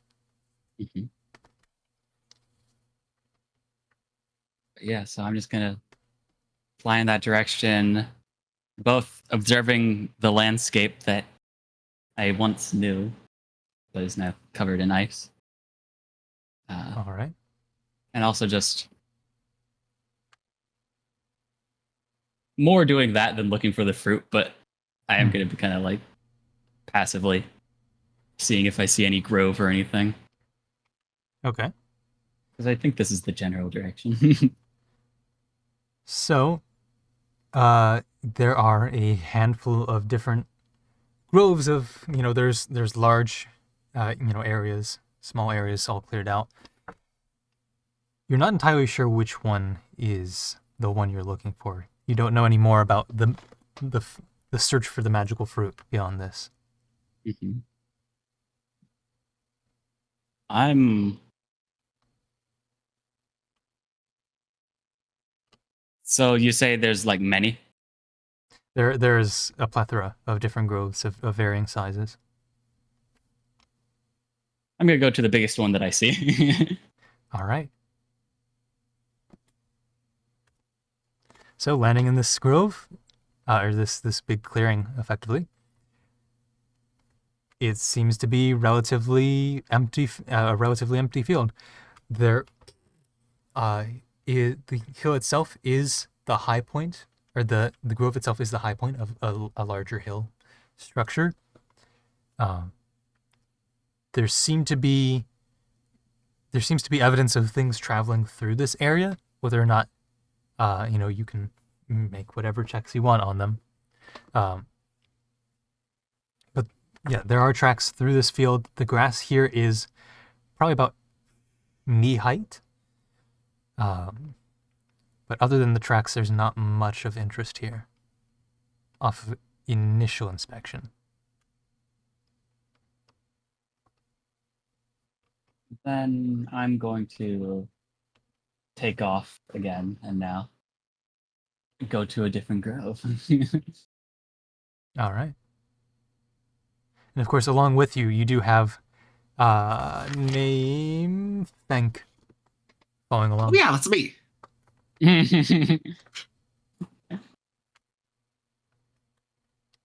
All right, so flying up there are a handful more groves, none of which necessarily stand out from one another. They're more so just the general groves of the forest.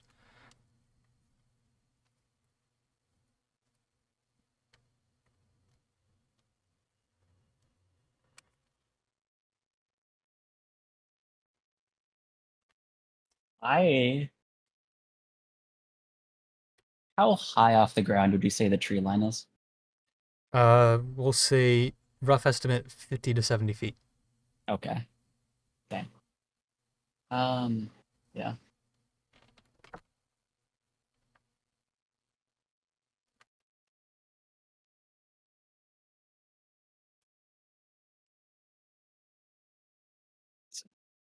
Oh, and So Fank. Thank, if you want a music change, just let me know.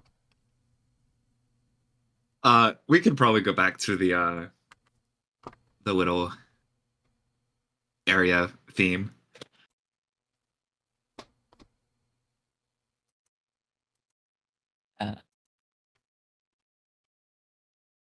So Fank, Ah, yes. what are the odds that I can ask you where the fruit The is? Squire Fank. Squire Fank. Apologies. What are the odds I can just ask you where the fruit is? I would never disclose of those said information. Yeah, I figured. You've been given an order by Yak. You must complete it. I figured as much. It's worth a try. Yeah, I'm trying to be practical here, you know? Well, it would be practical to keep flying. Are you allowed to give Keep hints? looking. Sorry? Are you allowed to give hints? Absolutely not. Yeah, also figured. I am going to cast Detect Magic. Okay. Uh, You so, notice items on yourself, of course. yeah. Thank, do you have any magical items on you? No. No, I whatever armaments. All right, and I didn't bring I anything just sent special. Jason. I just sent you what Yuck had said. Yep. I'm throwing my phone over here because it's getting blown up by the family group chat. Uh, I can, however, provide you the instructions you were given again, should you need them. I mean, find the magic fruit. Orange in shape, round in color is what he said. Yep, that is correct. I think it's gonna just be like in mentally. Under the darkest branch of the highest bush. Darkest branch of the highest bush.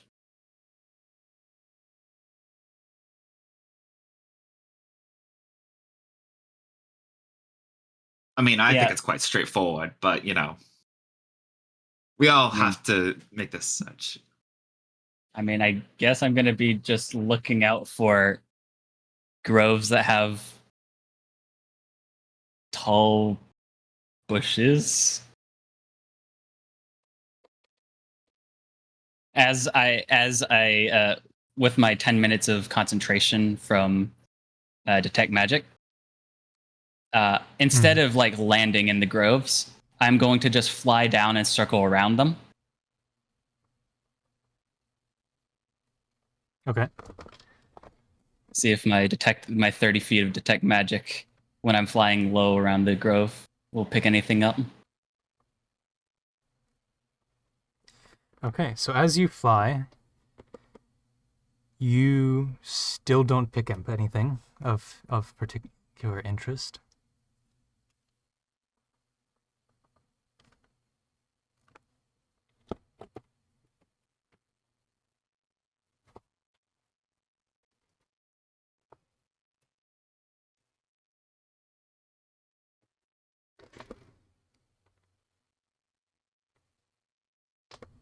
Uh, You should go ahead and give me a nature check for that. okay.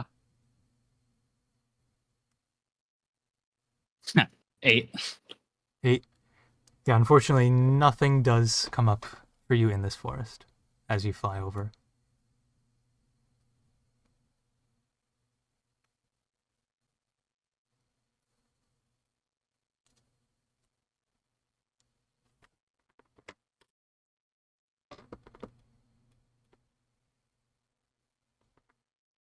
And you said you were flying just between clearings and tall trees? Yeah, so whenever there's any sort of clearing, I'm just gonna fly low into the clearing and do some visual sweeping while also seeing if I can detect any magic. All right. So go ahead and give me a just a d20 roll for luck. How lucky are you to Okay. just stumble upon this? I imagine this is gonna be quite a high DC. 18. 18? Okay. So, in one of the clearings you land in, you do see what looks to be a group of squirrels gathered around something. They seem to be acting very strange. I'm gonna land next to the squirrels and cast Speak with Animals. Okay. So, as you land, there's four squirrels gathered around something. 3 of them scatter off. Well, one of them tries to like use its paws in its mouth to like grasp the what is an orange thing and start pulling it away. So you cast Speak with Animals. What do you say? Hey, what is that you're taking away? You can't have my magical fruit. It's ours. And it just keeps trying to drag it away as fast as it can, which is of course slower than you're able to walk. I am going to walk up and reach down, grab it, and then kind of like shake off the squirrel. All right. It's going to make a strength check versus you. Okay. I hope it didn't roll in that 20, because that would be embarrassing. Oh no, that one! You rolled in that one as well. Oh, what?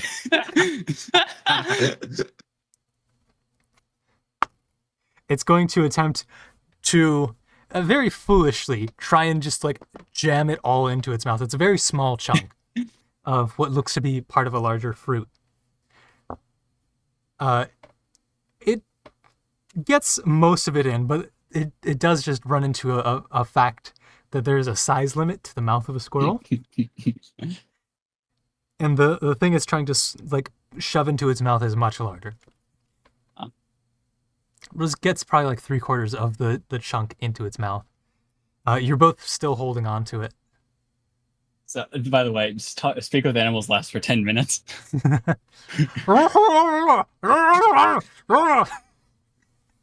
Just give me the damn fruit, and I'm gonna like while holding like am I holding this and it's just like dangling off or something? Or like It's trying to try and cram more into its mouth, and it's just dangling in the air. I am gonna like grab onto the squirrel's body, not hard, but like try to pull it off. Okay. Strength check.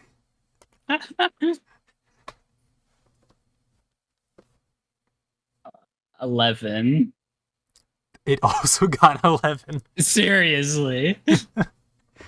So as you try and like wriggle the squirrel off, it's able to use the fact that its cheeks are now like its mouth is now like closing in on the fruit as just like a little extra grip to like stay on. So you don't budge either way. I'm gonna land and sit on a nearby rock.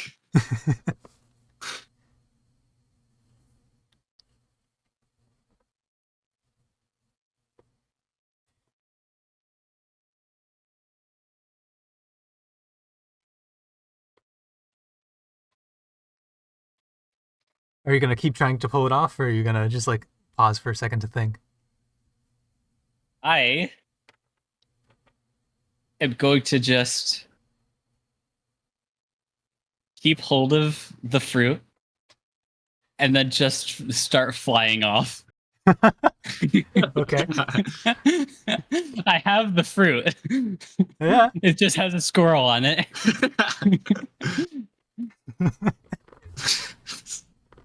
Okay. He never specified anything about a squirrel clause. So as you start to flap your wings to fly up, the squirrel is going to try and like reach over and like scratch at your hand a little bit. It's going to be a 15 to hit. What is that against again? Your armor AC. class. That's a 14, so it does hit. So you take a whole 1 damage from this squirrel trying to claw at your fingers. Honestly, it's less than 1. It just hurts. Oh, so I don't even take any HP away. Yeah, no. It's effectively 0 HP. I'm going to say to the squirrel, look, yesterday I had one of my, was it one or both of my wings broken? When I was in the I don't remember. the torture chamber. And one of them was broken, at least. I'm going to say to the squirrel, listen, I had one of my wings broken yesterday. You're not going to do shit to me. It's just going huge. And I'm just going to fly with the squirrel attached to it. I'm just going to say, look, if you're not going to let go, I'm bringing you with me. All right, so you start flying up into the air holding this squirrel. Wow, And you truly are the best diplomat of the land, aren't you?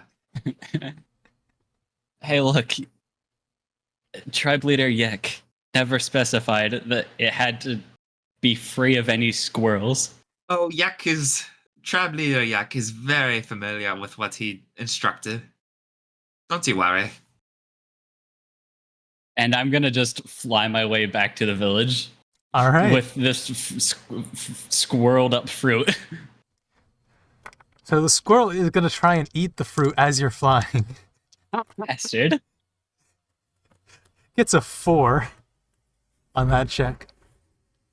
So you can tell the squirrel is like trying to like chew or like swallow any of the fruit, but there's just so much in its mouth that like it just can't move its jaw.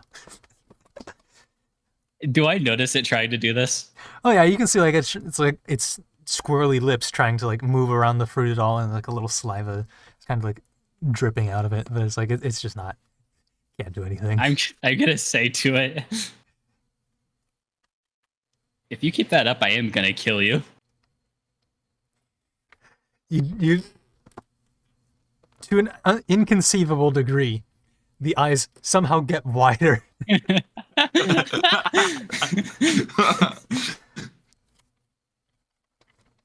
Like I'm threatening a squirrel. I'm not above threatening a squirrel. And with that, the squirrel is going to attempt, and this is the last thing it's going to do before you get back to the village. It's going to attempt to just spit out the fruit. So you can see it like tries to push some of the fruit out, and it like gives maybe like, you know, a few millimeters back, but it's just stuck. Oh, no. This poor The squirrel- squirrel is. He's gotten him in a bad position.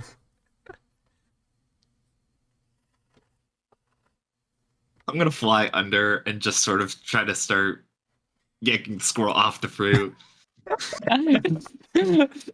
He's Okay. helping. Strength check. Any mods to it? No mods. 15. Versus 7? Yeah. Okay. At this point, the squirrel is trying to like push the fruit out. You're trying to pull the squirrel off. In midair, the squirrel releases the fruit. I'm with it in my claw. I'm just gonna fly down and drop it. Okay. Not like drop it, but like put it on the ground Yeah. and fly back Yeah. up. Well, you would know as a local here that squirrels can fall from any height and be fine. That is true. A squirrel can fall from orbit, and because their terminal velocity, Yeah, they because won't. their terminal velocity is too Yeah. low. Hmm. But either way. So you drop the squirrel, turns into a tree. So you've now got a very squirrel slobbery piece of magic fruit. As I'm flying back, before I go into the actual tribe leader hut, I'm just gonna, as I fly, fly low to the water and just skim the orange through the water to clean it off. All right. Never so inventive, aren't you, Pank? Thank you. I learn a few things when I'm out traveling on my own. All right. And with this squirrel slobbered and now lake dipped fruit, do you go It's into still the squirrel slobbery. It's soaked in a little bit. Whatever. Good enough. Do you now go into Yek's hut? Yep. I'm gonna go into Yek's hut holding this. I assume also has squirrel teeth indents fruit. Yeah, definitely. And this is a very small like chunk of a larger fruit that you can tell. But yeah, I'm gonna go in with the slightly wet, slightly squirrel slobbered, teeth indented fruit. All right. Whoosh.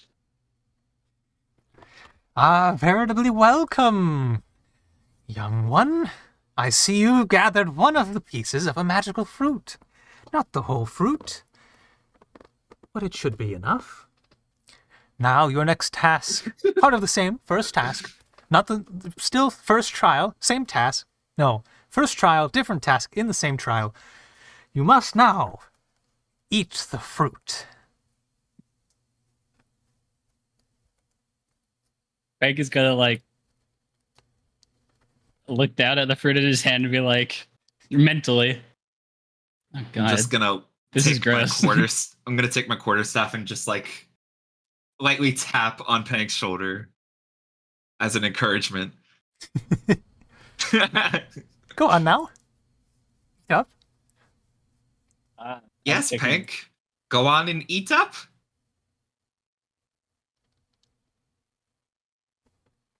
the whole fruit. No, of course, the whole What? thing. Thou shalt eateth it until thou art full. Great.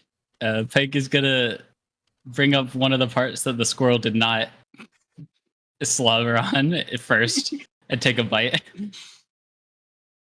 Eat up, does the body good. Thy nutrients shall be filled. How big is the fruit? It's probably about that big. Oh, It's just a little handful. Like you could eat it all. You probably wouldn't. You'd have to chew a little bit, but it's enough to fit in your mouth all at once easily. okay. I'm gonna put it all in my mouth at once and just like bite the bullet and just start chewing a little bit. All right. As little as possible.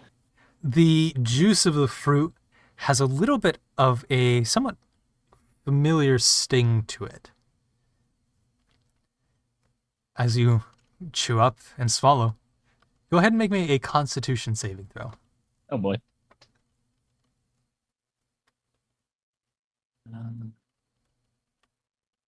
13. 13. Okay. You feel it go down, and it does feel a little bit numbing, but overall, you're pretty much unaffected. Is that all? Now, you must walk in a straight line. Walk to the door. Go ahead and make me a dexterity check with advantage. You know how birds like or animals just tilt their head 45 degrees like when they're confused about something? I think he's gonna do that and then be like, okay. As you command.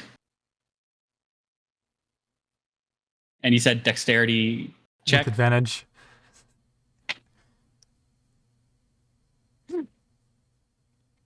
$19. All right. So you walk in a pretty straight line. Must say that was pretty straight walking. Not good enough. Think. Pull back the curtain of mysteries. As Might need to your shake off will the be ice a little. done. Oh yes, of course. So you see Fink walk up to a curtain, an orange curtain, and pull back, revealing shelves of what look to be large, broken apart, and rotted pumpkins. Pumpkin? Pumpkins. That much magic fruit was not enough. You must eat. Just calm down. I don't know. Eat. Nope. You must eat until you are full. Eat those. Pick your fruit. Is there any of them that don't look rotten? I'll bite. No, all of them are definitely rotten. Is there any that look the least rotten? Make a perception check, I guess, or investigation check. That's a 2. They're all pretty rotten.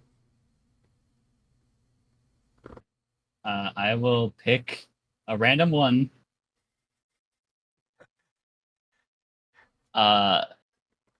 And just are they like you said they're pumpkins, so they're like the size of a pumpkin? How is it getting worse? I don't know. Oh gosh. Oh, Yeah, no, it's I'll stop the recording. we look good. Okay, I think. you I think teleported we're back back. into chair. Man, Okay. that orange looking Yeah, orange no, So that yeah, fruit. all of the fruit is effectively the same level of fermented, or rotted.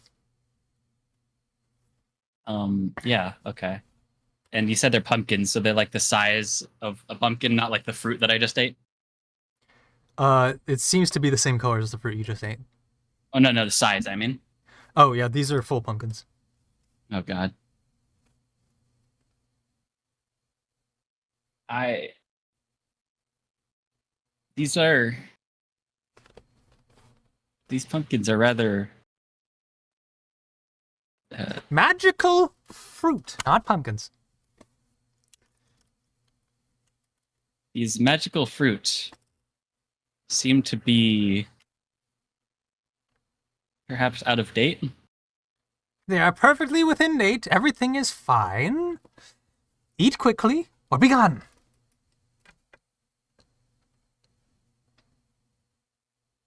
Why so hesitant, Pink? I am gonna go up to one of the pumpkins, magical fruit, and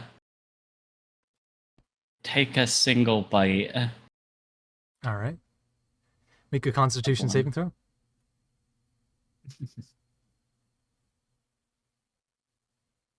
12. 12. Okay. Compared to the one that had been sucked by the squirrel and then dipped in a lake, this one is a fair bit stronger. And you now become drunk. Okay. Is there a condition for that? I believe there is a stat for drunk. And for any paralyzed, Rules petrified, glossary, drunk. poison. And the basic conditions on like the actual character sheet, there isn't. Interesting. DRUNK.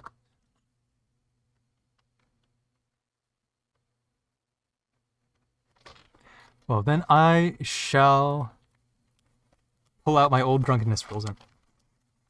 From the city, from the casino.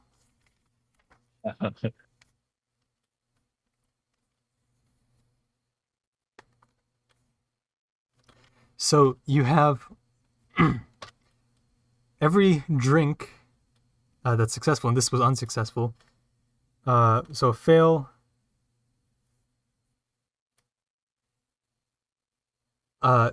Grants a +2 to any checks against you. Okay. And I'll say, for this situation, it's a -2 to all of your stats. Okay. And then the rest is just full play.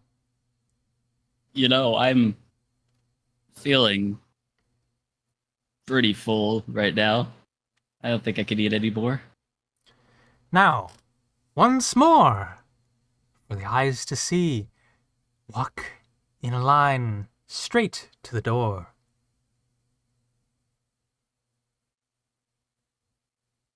As you wish.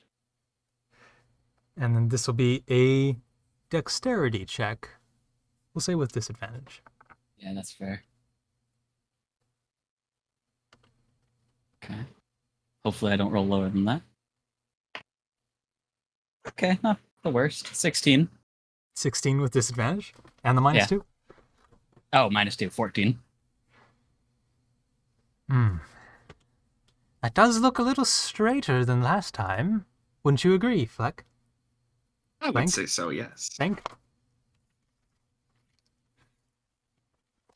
Names are hard.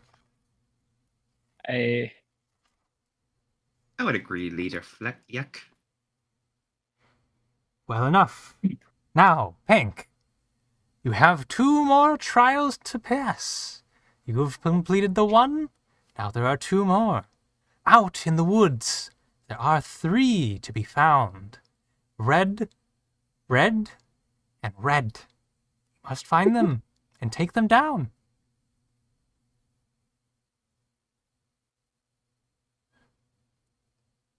As you wish, Tribe Leader Yak. Whoosh. Now you're getting in the spirit of things. Oh, off to the woods. Off in the woods to the west. There are 3 to be found. There we go.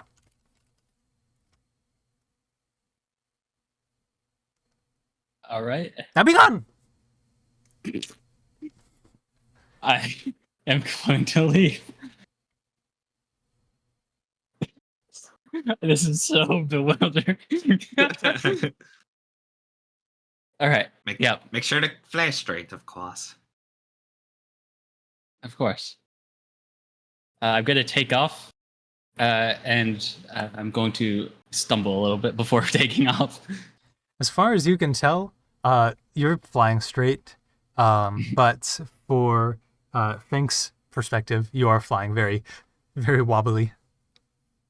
But it is as straight as it needs to be to pass the trials 3. So I'm going to go west and just look for red. Red All right. and red. Perception check.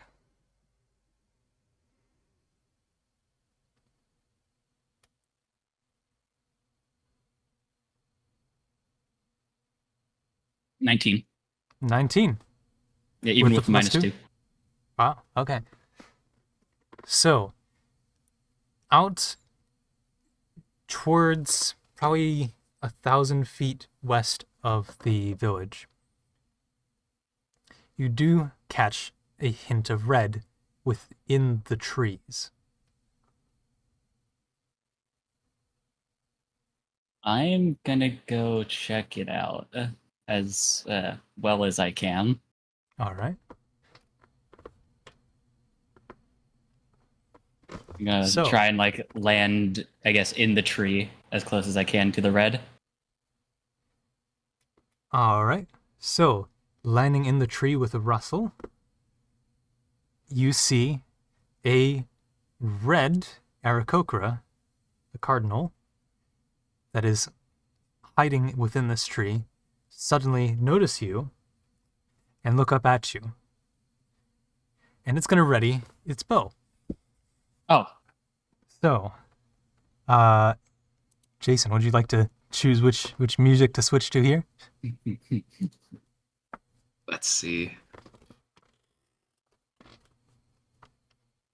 Let's get through the fire and the flames part going. oh my goodness.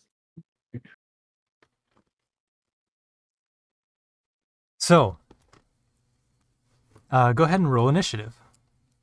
Okay, yeah.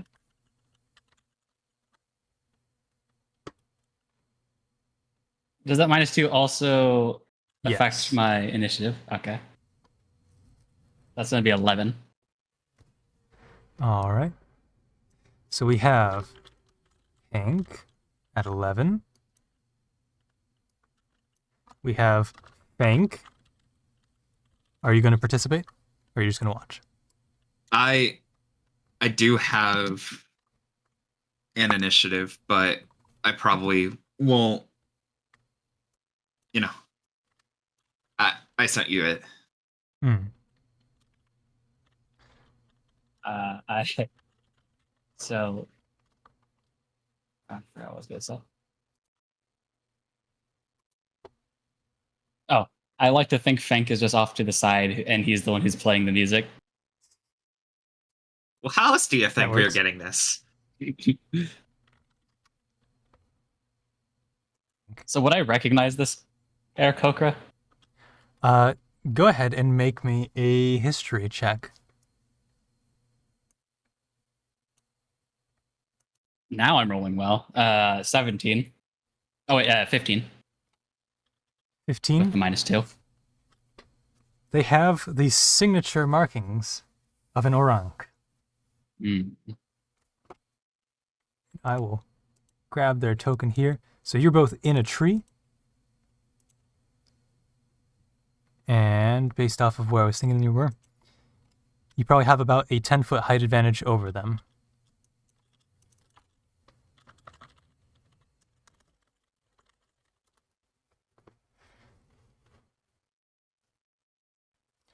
All right. So first of initiative is Lank, the orang, Irakoka. They're going to go ahead and take a bow attack at you. It's going to be a... Oh, and they have a +2 to all of the checks against you. With the bow, that's going to be... Ranged weapons, bow. We don't have bow. What? Oh, martial. There we go. That's a D8 after a dirty 20 to hit. And that's going to be a total of 2 damage to you. Yep.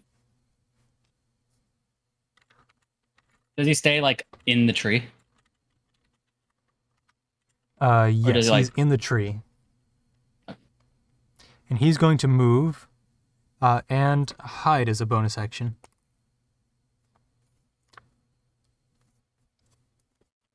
And you lose sight of him. He's somewhere below you on the tree, you know that for sure. But where exactly you would need to find him. Damn it, I wish I had gone first because I had a plan. Okay, yeah. I am going to... I assume that's my turn now. Yes. It's your turn. I'm going to jump down onto the branch that he was in at the beginning. Okay. Bless you. Let's see. That's your movement.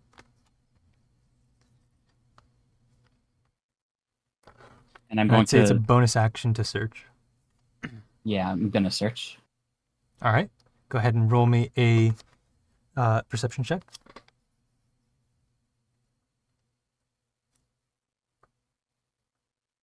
8. 8. You I'm do not rolling well seem for the to things that find matter. him. Okay. And he's going to taunt you and say, so we have one of the Ankek here trying to find what there is to fear. You will not find me, for I am hidden within the tree. And now it's going to move to his turn. Anyway, I wasn't done yet. I still have an action. Oh yeah, you do. Okay. Actually, I have 2 actions. Ooh. Or I have 2 attacks per action, so I guess. So I'm going to...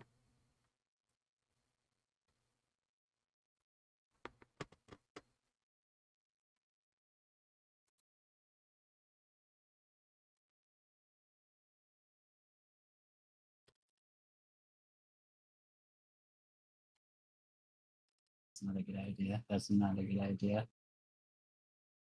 All right, yeah, no, on my turn. None of that is a good idea. All right. So no actions then? No, because none of my attacks, I don't know where he is, so I can't attack him. And the things that I want to do are just an objectively terrible idea, All right. like setting fire to the tree.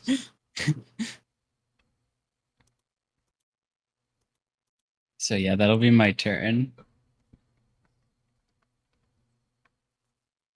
All right.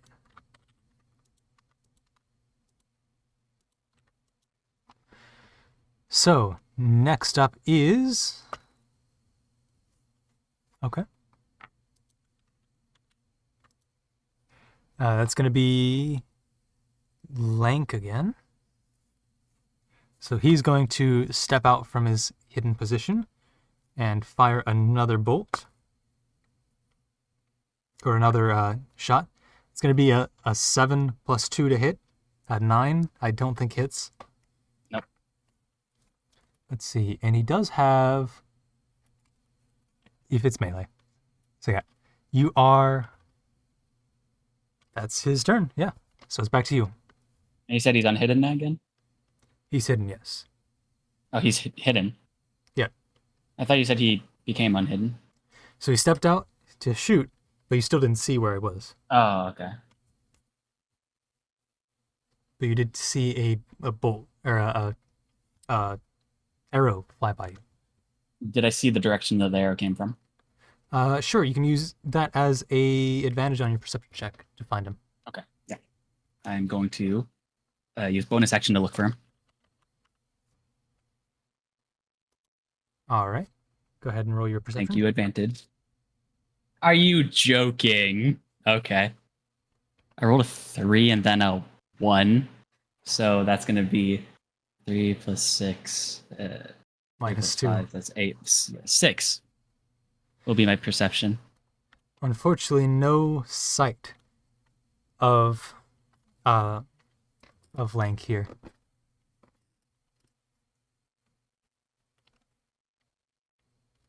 I'm going to move to the other side of the tree, like Okay. 180 around it. All right. So moving back around, we'll say over here. I'm going to thunder wave the tree. Thunderwave the tree. All right. So is that a saving throw on his part if he's in range? It is a Constitution 13 saving throw. That's a natural 7, so he does not make that. It's how much damage unleashed does he a take? wave of thunderous energy. Each creature in a 15-foot cube originating from me makes a Constitution saving throw. Ooh, okay. Failed save, a creature takes 2d8 thunder damage and pushed 10 feet away. I see. Okay. So it does hit. Yes, it does hit. All right. 8. I rolled digitally. I don't know where my d8 is.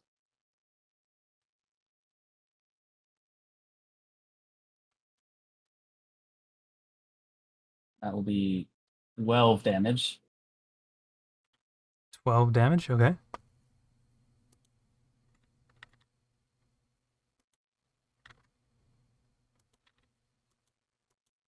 And it's pushed 10 feet away from me. In addition, unsecured objects that are entirely within the cube are pushed 10 feet away from me, and a thunderous boom is audible within 300 feet. All right.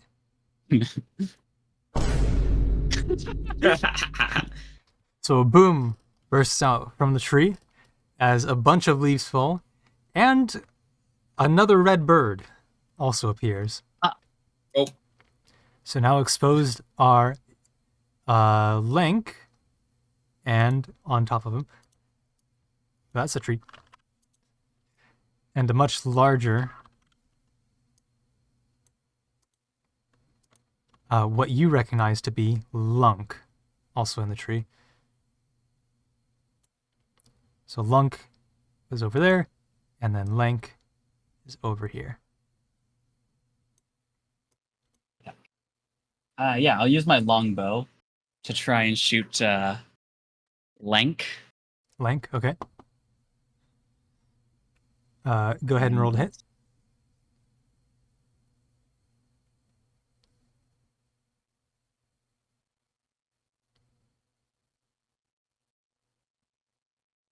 $19. 19, that'll hit. Okay. 8 plus 4. 10. 10 damage. Yes? Yep. All right, so as Lank takes this damage, he goes, "Ah! I am hit!" and very dramatically falls down off of the tree into the ground. And with some, he sticks his tongue out. And he's now on the I'm fourth gonna round. say something. No! Okay. Yeah. Then that'll be my turn. Thou hast scratched my brother. I shall find the vengeance within me to avenge him. Because that's what vengeance is for. And so, after your turn, Pink, is now Lunk, who is going to go ahead and try and jump up towards you, fly up towards you. Over to you. And go for a talon attack. It's going to be a dirty 20 to hit with +2. Yeah, no, yeah, for sure. And that is going to be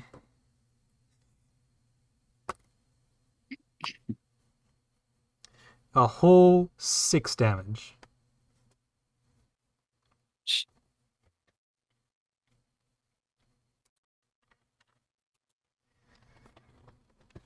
Hank is gonna kind of mutter to himself, not like loud for anyone to hear, but just like, "The hell is going on here?" Thou hast damaged my brother, and I shall damage you back. As he scrapes across your chest there.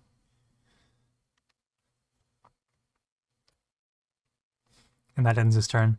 We bring back to the top of initiative order. As another Aarakocra comes flying in. This Aarakocra is the skinnier of middle, I guess, skinniness, because Lank is the skinniest, but Lonk is probably about a medium build. Lonk comes in with a sword flying in and goes for a slash attack against you. It's going to be a natural 1. Yeah,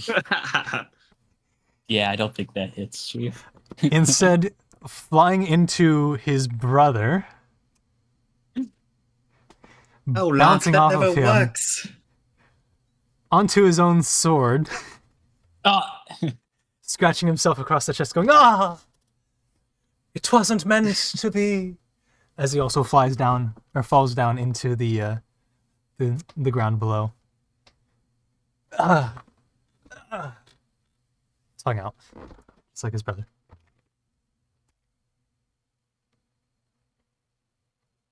Hank just kind of watches him fall down with like his beak agape. Brother, no. Oh, Log, why do you always try that? It never works. The time was not nigh. Truly I shall best you to find vengeance. And back to you, Peck. Okay. So Lunk is right in front of me. Lunk is right in front of you, yes. I'm gonna take my quarterstaff and just jab him. Okay. Roll a hit. That's 3. 7. 7 does not hit. I'm gonna do it again. All right. That's a 14. 14, I believe, does just hit. Yes. So go ahead and roll your damage. As what are you doing with this this quarterstaff? I'm just gonna like wind it back and like just jab him with it, just like square in the chest. All right. So just a bunk to the big belly. Yeah. All right. Go ahead and roll your damage. +2. I do have it. So I'll use that. So that's going to be a 4. A 4 damage Yeah. to Lunk. Okay. Oh. I shall return the favor. And he's going to go for he's going to grab a mace off of his back and go for an attack. That's a natural 20. Plus Oh, 4, well, plus 2. ow. So 26 to hit. And that will crit. So he's going to roll his mace damage for a whole 3. Oh, wait. Double the dice. Right. Yeah, double. Okay. So he rolled 1 at minimum, 1 at maximum. So it's going to be a whole 7 plus 2, 9 damage to you, Hank. That hurts. That hurts. Look how the mighty will fall once I hit you more. Also, I will remind you, since I don't think I brought it up at the beginning of the session, I'm adding in a homebrew rule that I posted in the gameplay notes, saying if you can describe your actions in a cool way, you also get a +1 to any success checks. So it's back. The other 2 brothers are down, so it's back to you, Bank. I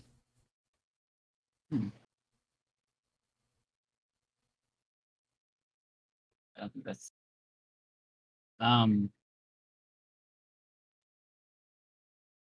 yeah, okay. I am going to fly back Okay. about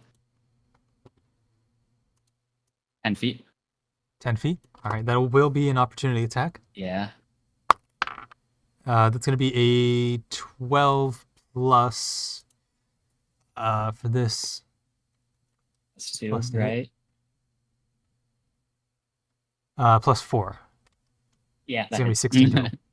All right. It'll be a whole with a d6. 5 plus 2, 7 damage.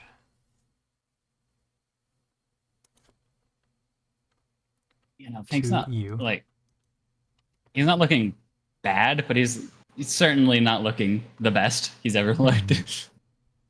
But yeah, after going back, I'm going to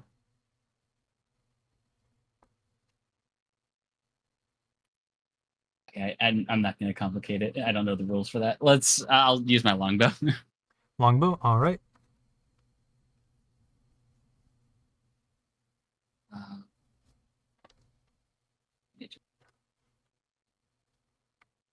Um,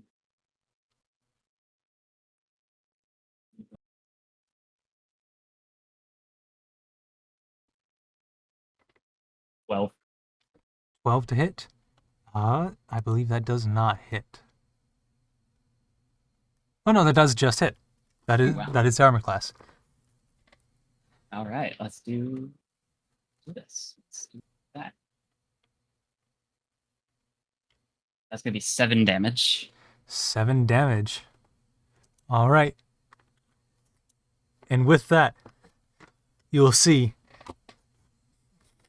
the big old lunk take the arrow to the chest, stumble back, and flutter back in a spiral.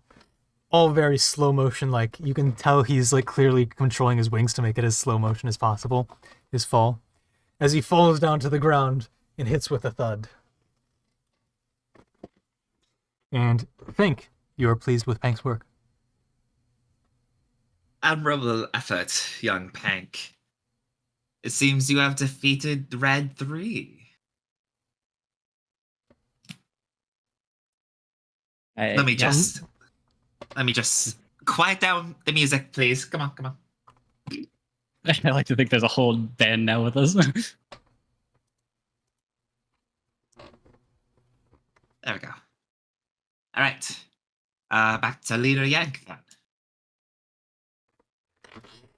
And as Indeed. you start flying away from the ground, you see Lunk put his hand up and go, "Don't forget me."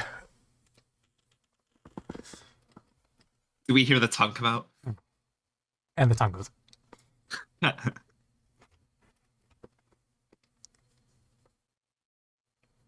All right. So you return back to the Ankek tribe.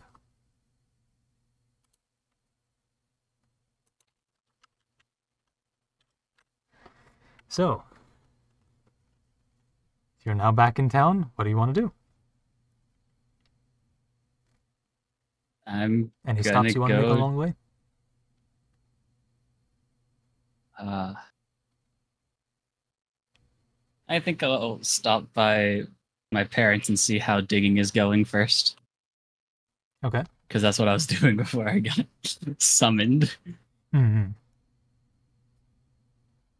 So you see your dad is still on the icebergs, digging people out. Yeah. You don't see your mother right now, though. She doesn't seem to be in the village. Okay. I'm just gonna fly down to him. Ah, me boy. Yes. How's it going? I see you're going through your great trials.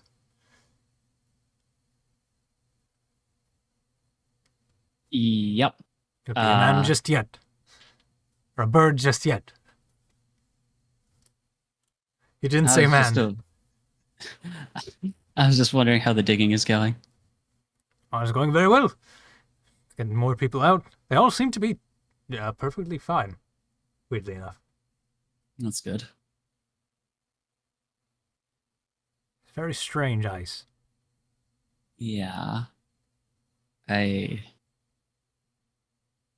plan to try and get to the bottom of this. Very well. Well, good luck on your trials. Or wait, is he finished? He's just finished his combats with the Red 3. Ah, very good. Which means there probably is just one more trial left. Unless they add another one. From what? It's just a 3. Ah, I do very have a good. question. Has Fleck been released? Ah, yes. Like has been seen traveling off towards the mayor's quarters. The leader's quarters. Not mayor. He didn't say mayor. Perfect.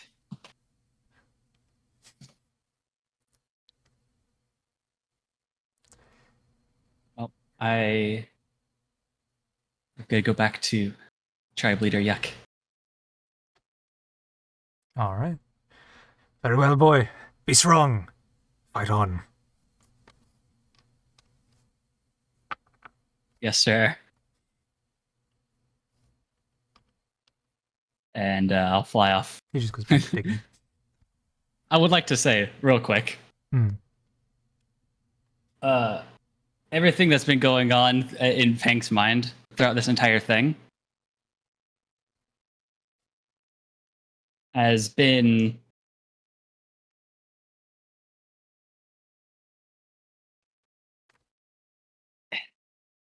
you know how he said it's like bittersweet, and how I think he's starting to realize something. Okay. I don't think I should say that just yet, but I'm just saying he's all of what's been going on. There's something brewing in that bird brain of his. Very interesting. Okay. Okay. He's We'll see. but he's We'll see going if you're to right. Tribe Leader Yak. He's going to Tribe Leader Yak. All right. So, walking in here. So, Fenk, he has passed the second trial? He has passed the second trial. Wings? Very good. Now, I hath one last trial, unless I decide to add one more, to fulfill. But first, I must eateth more of the fruit of magic.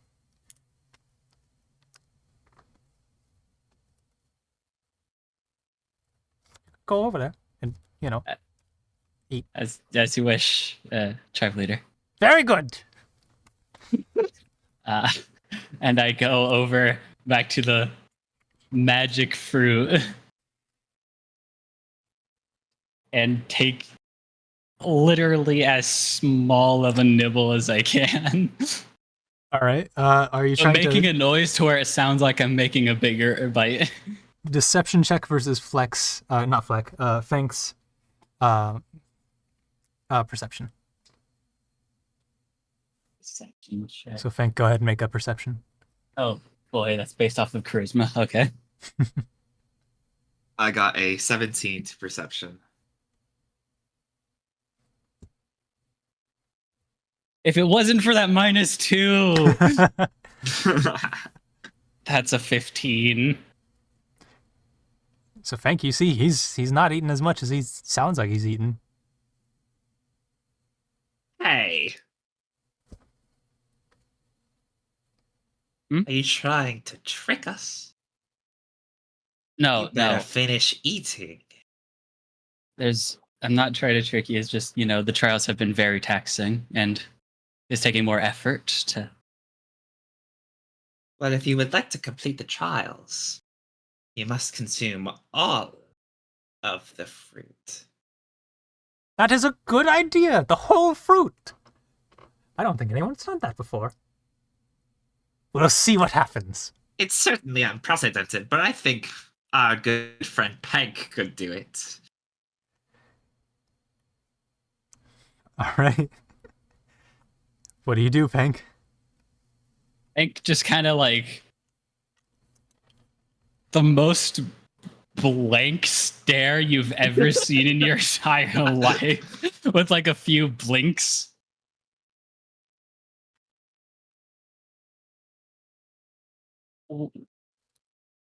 May I ask why the entire fruit? Because I hath decreed it. And thus it shall be so. You shall show me it to be so. There, yes. Veritably.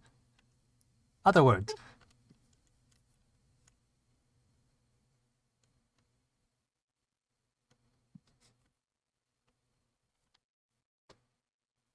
I cannot Hank is complete going the to- trial without it.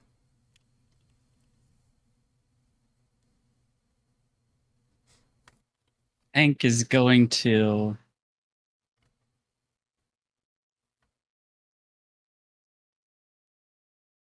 turn away from the fruit. Interesting. What art thou doing?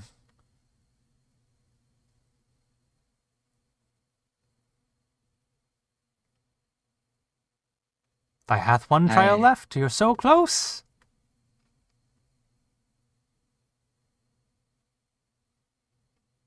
I don't think I want to. Then be gone.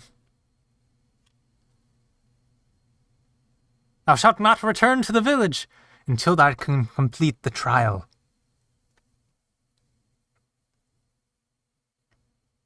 Without another word, Pink is going to turn and leave. Oh, okay. Do you say anything to this Fank? With an F, not a P? That was certainly unexpected. Yes, I know. So Pank is out now, I guess. It's just you and Yak. I mean, we even got we got Fleck here to. Yeah. Hey, Fleck. Yeah, what a party pooper. That's what I'm saying. Oh, wait, he left? Yeah, he just walked out. Man, what a party pooper. It's been 4 years. That's what Do I'm you saying. wanna, you know. Should we go talk to him or? What do you think, Tribe Leader? I shall sit here and stroke my non-existent beard. Perfect idea. Meanwhile, Pink is going to take a fly over the like a head clearing drunken fly. Mm-hmm. over the woods. Okay. So outside of the doge. Outside of the village. Um,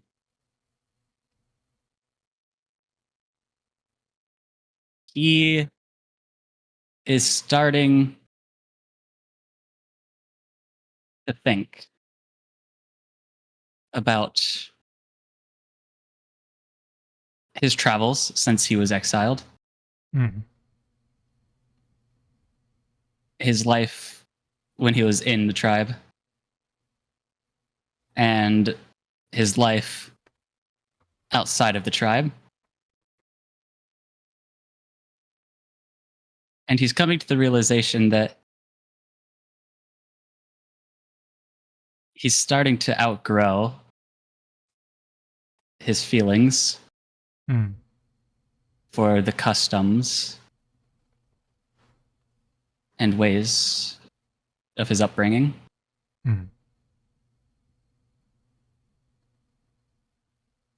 At this point, they feel so foreign to him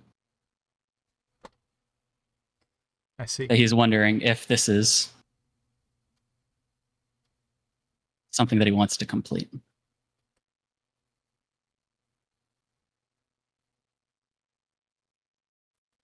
As you're flying around, are you just aimlessly flying around, or do you have any sort of, you're looking for like a big tree to sit in or something like that, or are you just kind of just in your own headspace?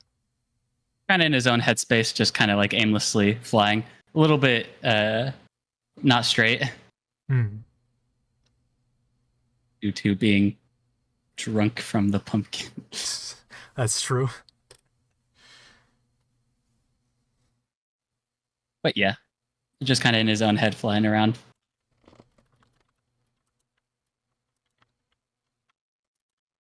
Okay. Wondering if he should complete the last trial. Hmm.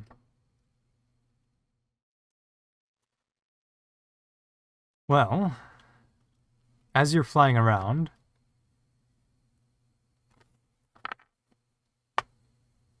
you see a dart whiz by you.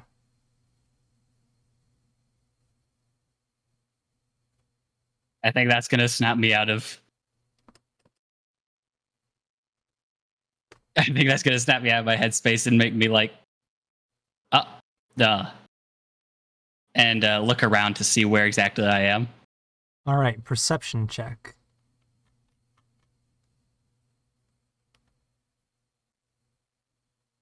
8. 8. You don't notice anything in particular with your blurred vision. Yeah, you don't notice anything with an 8. Well, you definitely knew there was a dart that just flew by you from I somewhere. think I'm going to try and turn back around where I think is back around. Okay. So turning around, what do you do now? Oh, I think I still have the consciousness shifter on me. Hmm. I'm debating. As you're Which is thinking, just- a large white mass falls on top of you What? and grabs you. It's going to go for a. This is going to be a strength check to try and grapple you. Go ahead and give a contest. Contested Strength strength. So is that a saving throw? I think with Or- grapple, yeah. you can choose either dex or strength. So get out, yeah. That's noted. And you said it's saving throw? Yes. That's a 24. 24. So yeah, they try and wrap around you, but you wriggle your way out in midair. And what you can see turning around is, thanks for the naming convention, of the Oronk tribe, the strongest of their warriors, as far as you know. The slightly older now, Big Aunk. This is a very large albatross, Aarakocra. I am. It's a big guy. And also with Yeah. him is a smaller, masked blue Aarakocra. Hmm. Holding a dart gun. Like a, dart, Yeah. blue dart tube.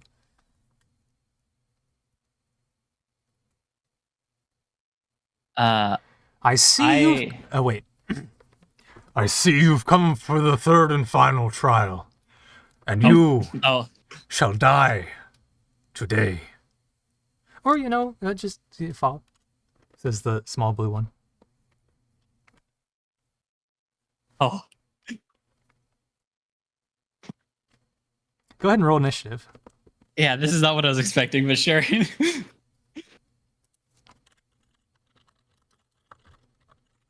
That's gonna be a 16. 16. And then this is going to be...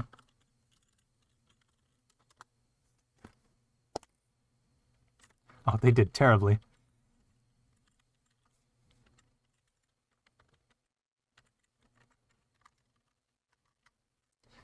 All right. So, first of an initiative is you, Pank. You see these two figures who have come out to fight.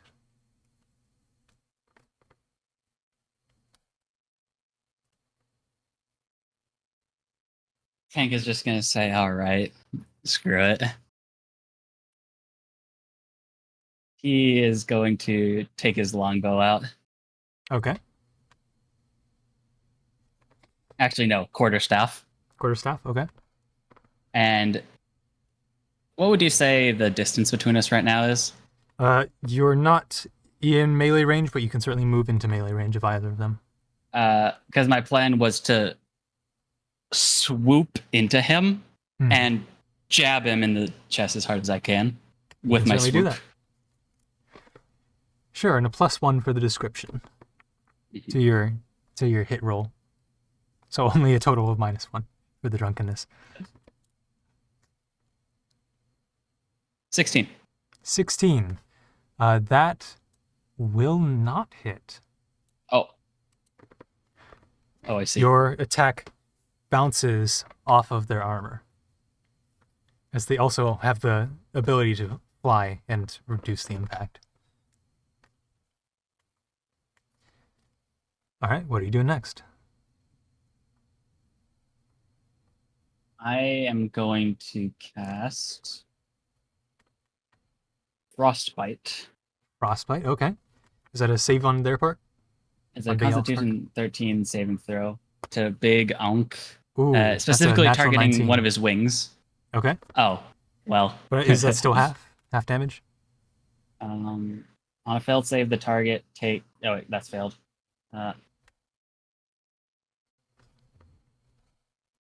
It says nothing about save, so I assume it does nothing. Okay. With which spell? Frostbite.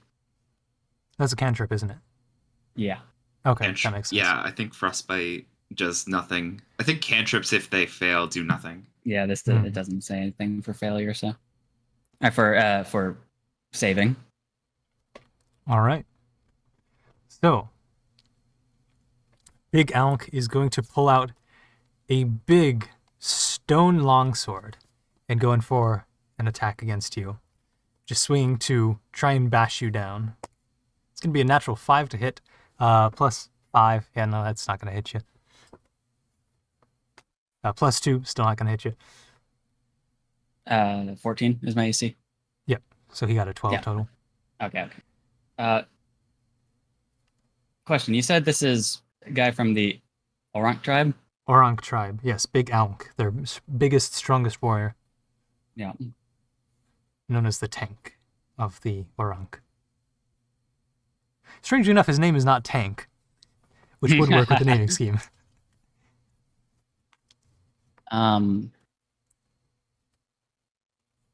Is speaking like a free action? Yeah.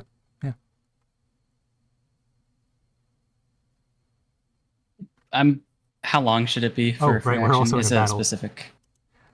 About 6 seconds. Any suggestions for the music, by the way, Fank? Uh, Back to Fire in the Flames? Or one of the other ones? Yeah, free reign here. yeah, let's go back to Fire and Flames. Okay. I am going to use a free action to say, you said third trial. Why are the Orang helping with trials? I asks too many questions. Thou must fall to the Orank's hands. Is that good? He says to the small blue one, and small blue one nods.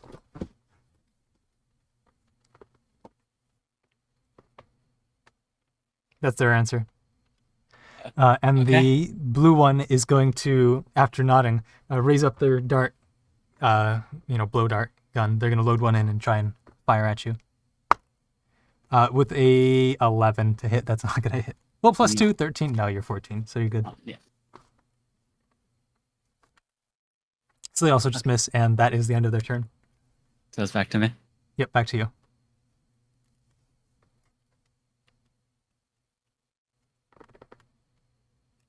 What's changed in the 4 years since I've been gone? That's all you're going to say? Yeah. Okay. As free action. Or does that count as resetting so I get that again? Or Yeah, so we're back at the top of initiative order. Okay. Yeah, you're good there. yeah, that's what I'm gonna say. So That's not my entire turn, by the way. Yeah. Alk is going to respond. Nothing has changed in the great battle between the Ankek and the Orank. The Orank will maintain their victory forevermore. That's what he says. Okay. Pink is going to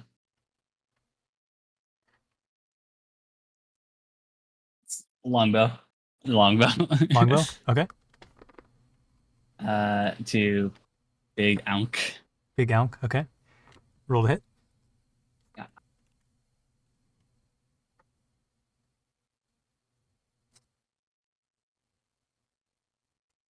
14. 14.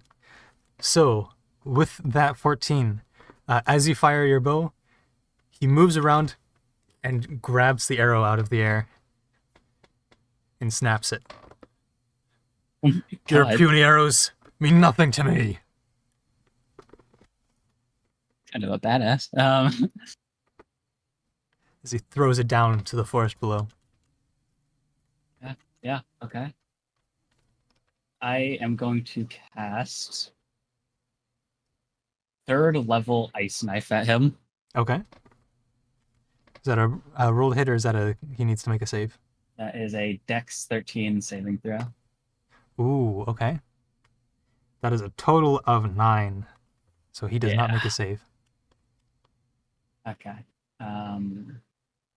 Create a shard of ice and fling it at one creature within range. Make a ranged spell attack.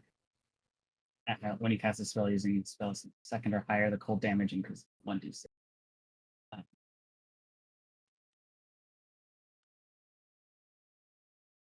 Hit or miss, the shard then explodes. Oh, okay. Does it do damage to the target- area around it as well? Range area 5 feet. Area 5 feet?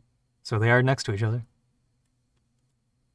The target and each creature within 5 feet of it must succeed on a Dex saving throw. Oh wait, hold on. All right. The small blue one gets a natural 20 on that save, so. I think. Hold on. Let me read this one full. The target and each creature within 5 feet of it must succeed on a Dexterity saving throw or take 2d6 cold damage. 2d6 cold damage? Is that the same Dex saving throw as it? I think they would each make their own dex save. Okay, yeah, that makes sense. So it hits Big Ankh, and then the Yep. range, the explosion hits. Okay. Hmm. So on a hit, the target takes 1d10 piercing damage. So let me roll. All that. right.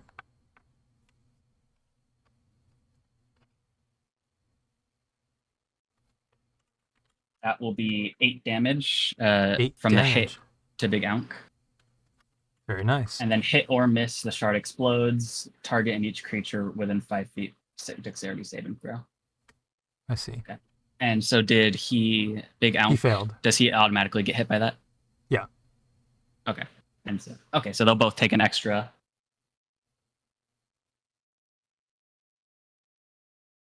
That's going to be 4d6 total. Ooh, okay. Because it's 2d6 cold damage. And when you Hmm. cast a spell using a spell slot of second level or higher, the cold damage increases by 1d6 for each slot level above first. It So if should I'm not- be halved for the Bluebird, though, because he saved the roll. Oh, he saved it. So Big Ankh will take the full damage of the explosion and the piercing. Hmm. The Bluebird will take like half of the explosion. I think. Let me make sure. It only says must succeed on a dexterity saving throw or take 2d6 cold damage. Hmm. It doesn't say anything about taking half of failure. It might have been updated for the new rules. Yeah. Yeah, I guess no damage then on the Bluebird. Oh, actually, wait, this is legacy. Hmm. Guess I didn't update that. That's fine. We'll go with it. Yeah, no, that's fine. We'll go with it. Only Big Ankh take 10. A total of 10 or an extra 10? He takes the 1d10 from being hit. Okay. The piercing damage from being hit. Okay. And then it explodes. Then each creature within 5. Yeah, okay. So he takes the 10. Okay. He would also take the explosion, I think. Would Yeah, he? that's what he did. Oh, Yeah, I didn't we're good. do that for Ankh. I only did the 1d10 for the piercing from the hit. It then explodes. Yeah. Wait, you did 1d10 and that gave 8. And then you did Yeah. the roll for the piercing. No. The The 1d10 explosion. is the piercing. Yeah, so you did you roll for the explosion? No, I did not. Okay, so roll for that. Okay, so It's like if you will threw a be grenade 4d6. really hard and then it Yeah. exploded. Yeah. Okay, so that is going to be 4d6 then for Big Yeah. Ankh.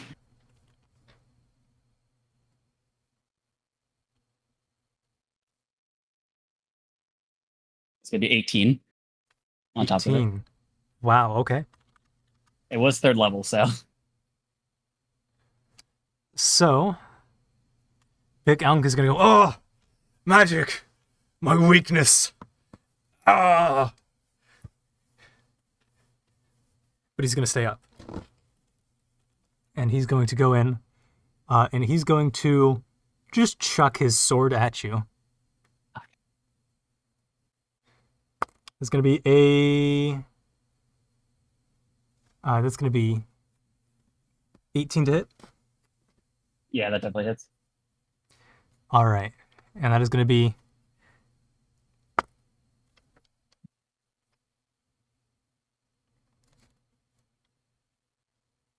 5 damage plus 3, so 8 total.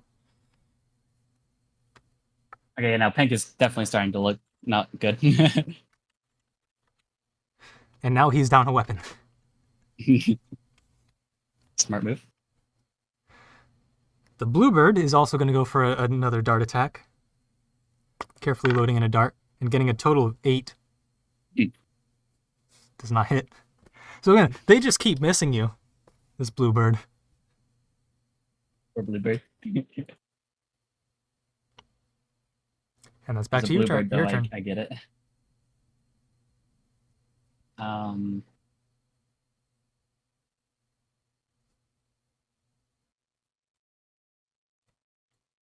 Okay, yeah. So I'm going to use my bonus action to cast Ethereal Warrior on Big Ankh.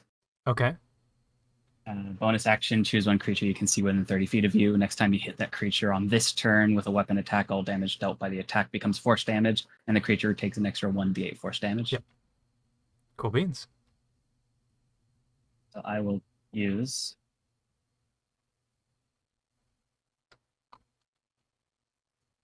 a level 1 ice knife Okay. on Big Unk as well. Because, hey, magic is his weakness, right?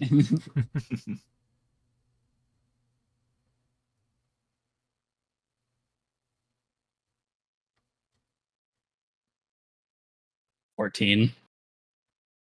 14 does not hit. But the ice knife does still explode, right? Yes, it does. Oh, wait, it's a Dex 13 saving throw, sorry. Ah, okay. So he makes a natural 20 on that dex save. Oh, well, that'll do it. What about the bluebird?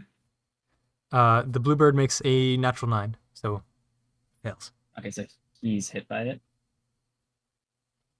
The 2d6 full damage. Bluebird will take 4 damage. 4 damage.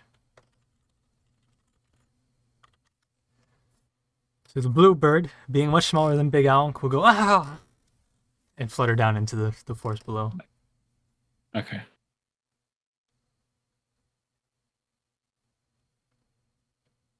Okay, and since okay, that'll be my turn because I used my And bonus action. also, as the bluebird flutters down, she will shout out, "You did good, sweetie!" Wait, what was that? What You did did she good, say? sweetie. Oh, wait. I was wondering why it was a bluebird. And she disappears into the forest.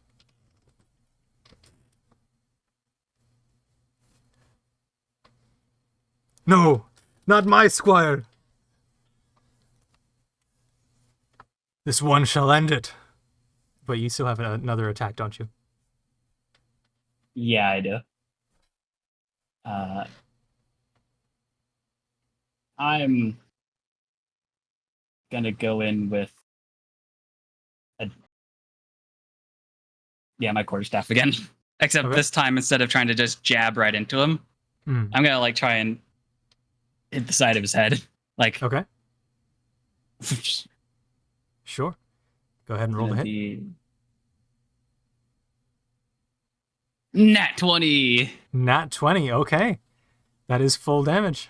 Or, that is a A crit. crit. Yeah. So how does crit work again? Do I roll the Double die the dice. and then roll the die and then double it, or roll it twice? Up to you.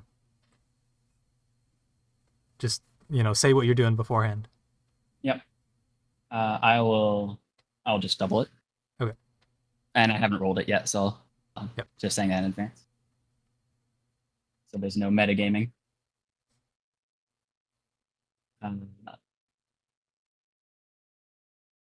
Okay. That'll be 12. 12? Yeah. 12 damage to Big Elk. Big Elk. Oh! And just with a single grunt, he plummets down into the tree line below. You've bested me. I shall So it seems to return. have. Wait, is Fenk here now? Oh, wait, He's did been you there the follow whole me? time. Oh, Oh, wait, no. Why did He, you get oh, the wait, no, he music didn't. quiz? yeah, I thought he stayed behind and was like, what a party pooper. Well, you were making quite a commotion out here. How far am I from the village? Probably about a mile.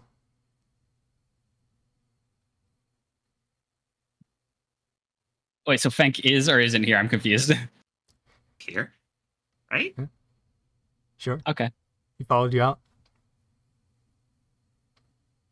I'm not going to say anything to Fenk, and I'm just going to start flying back. Do you know where back is, Pink? Yeah, make a survival check because you are a little drunk. That's fair.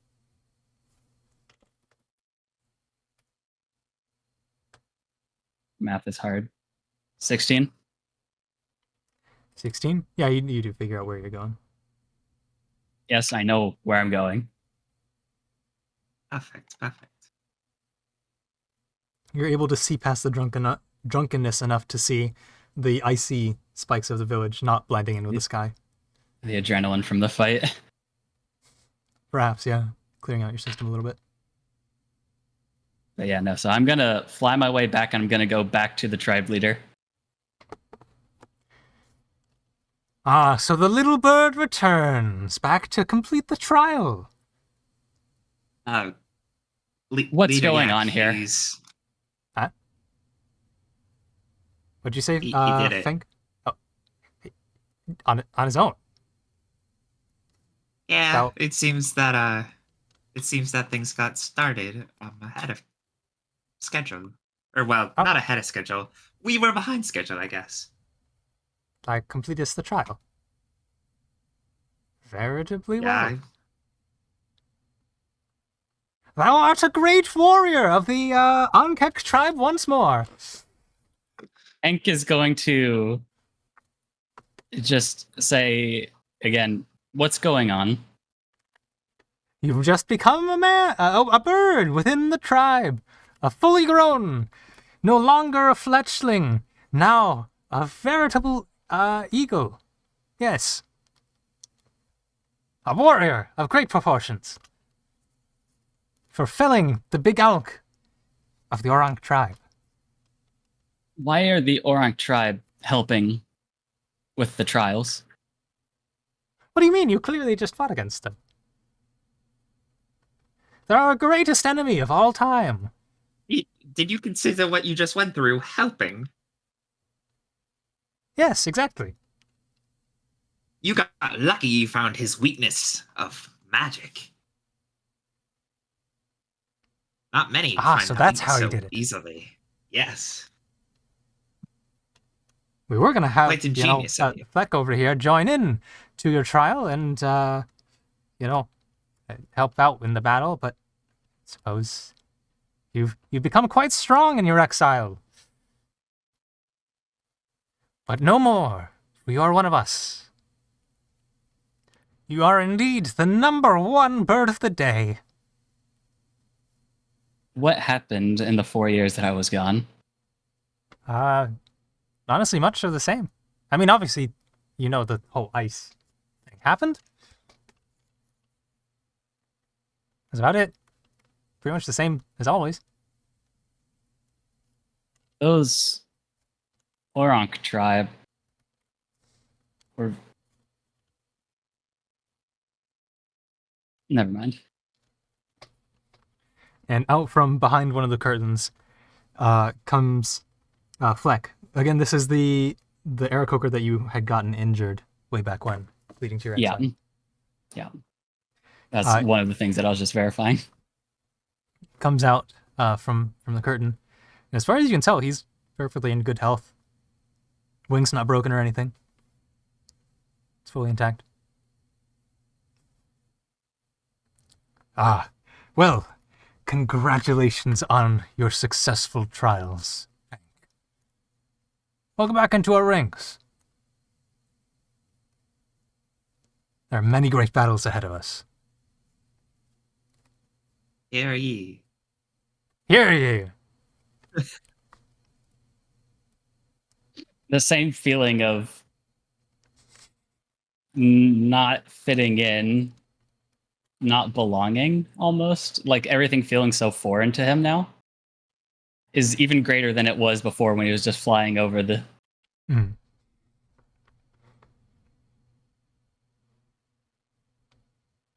Is this mirror #1? Yeah. I just noticed.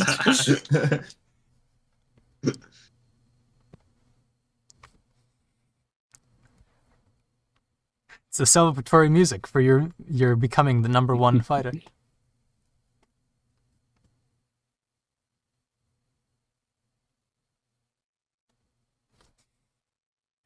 Well, that was an exciting day.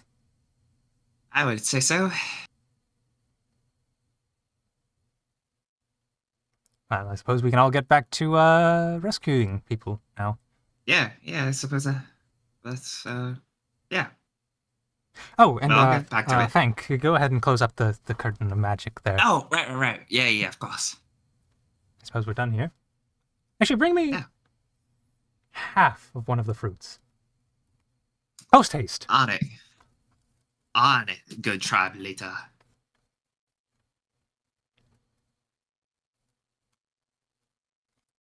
I suppose you do it. Yeah. Thank you kindly. Well then, off with you. Go out digging. What was that, Jason? Hank is gonna what? Or I'm gonna go back out to help. Hmm. Hank is going to leave without a word. Okay.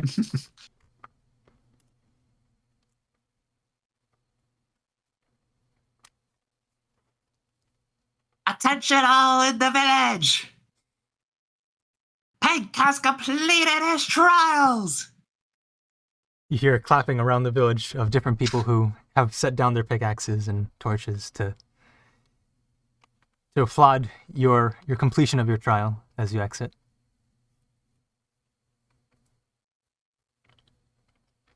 Your dad flies over. Ah, welcome to the world of a true bird. How does it feel?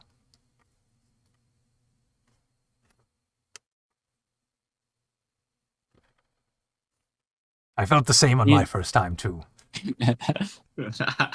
Hank is gonna say good, but very much not trying to hide that he's not actually feeling it.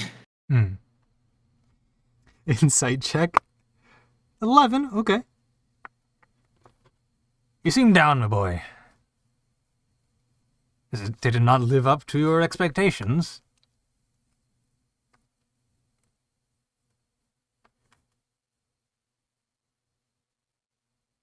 I don't know.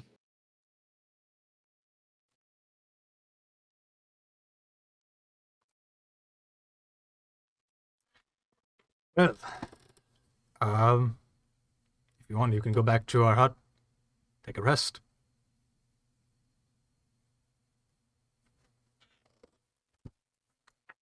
You've worked quite hard today. I like that. All right. And I'm gonna go back to the hut and just. What time would it be by now? That would have taken most of the day. It's probably evening, about dinner time. You've not had a meal to eat yet. And when you get to your hut, your mother is inside cooking up some fish. Ah, welcome back, Pink. With my ever-changing accent. I hear that you are newly furnished into a true Aarakocra of the Ankhet tribe. I wish I could have been there to see your trials, but I had to, fish. The fish. Wait, quick question. Yes? Just in hindsight, Okay. would I have been able to tell that the falling masked bird, after what she said, was my mom? Insight check with advantage. Because, good job, sweetie, or whatever she said.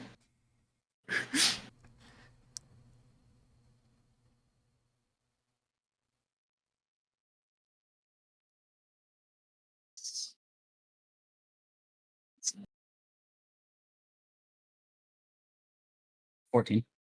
Well, she got a natural 1 on her deception check. There's still some ice from your ice knife on her wing.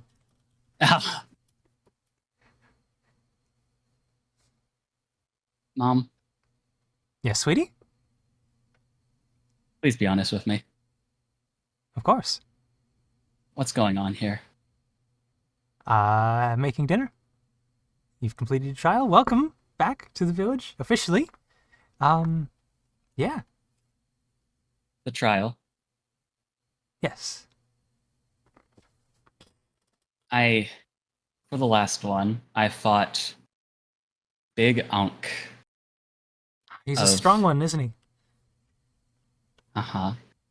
And there was another bird with him. A blue bird. Ah, sounds like quite the looker.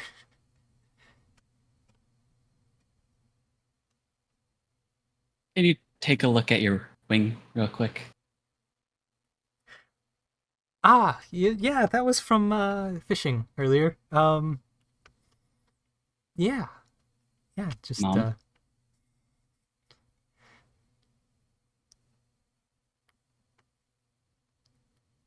I mean, you're And kind of ruining I'm the. giving her like the most like genuine, like not even like angry, disappointed, or whatever, just like the most genuine, like, what's going on, please? I mean, you don't try and ruin the illusion.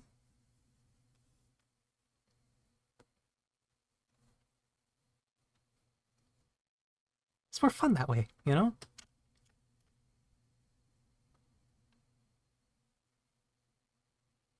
Just, you're right.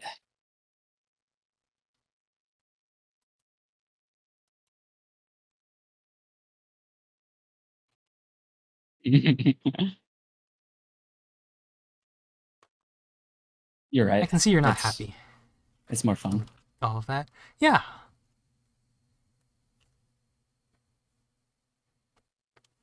Were those illusions, were they actually Orunk? Well, yeah, of course. Our battle's been going on for centuries since the Age of Arbiters. Between our two tribes, duking it out every weekend, all of us adults, like you now, we go get the magic fruit from our reserves and then, have a good time and, go to battle. It's a fierce battle. Much territory to be taken, lost. It's continued for so long.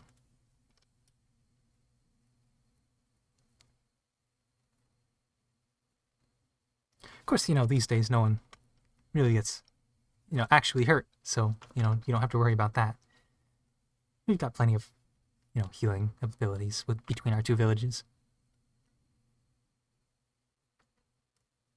Are you telling me that this is some sort of mutual tradition? Oh yeah, of course.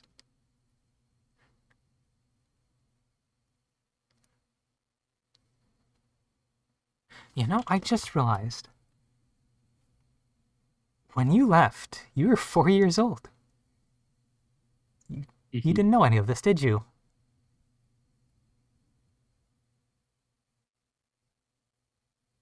No. Yeah. So it's all one big game between our two tribes. Just kind of recreating history for the fun of it. It's a fun activity. Obviously, we don't want the kids getting involved because they might misinterpret things, or obviously we don't want them eating the magic fruit before they're of age. So that tends to get kind of messy.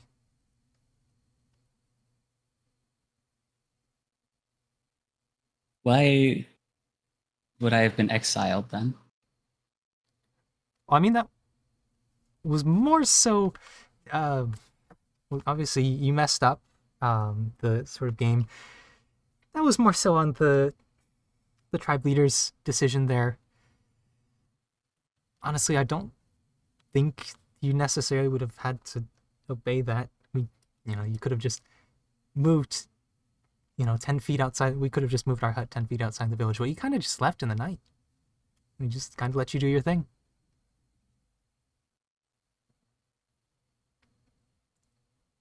Figured you'd be interested in a big adventure, so we let you go. Leave the nest and all that.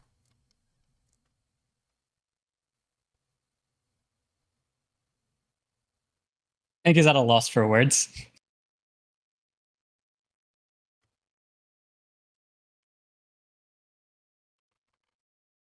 Oh, the fish are about done, and so yeah, you can. We'll just have dinner now.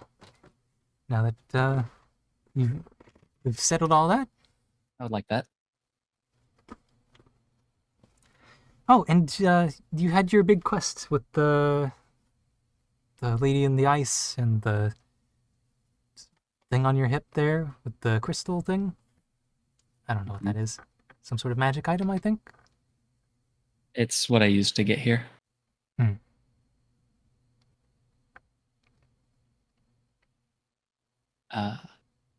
But yeah, let's get ready for dinner. And with that, you have dinner, and that's the day. Anything else you There's wanted to do? Oh. Yes. Okay. I would like to.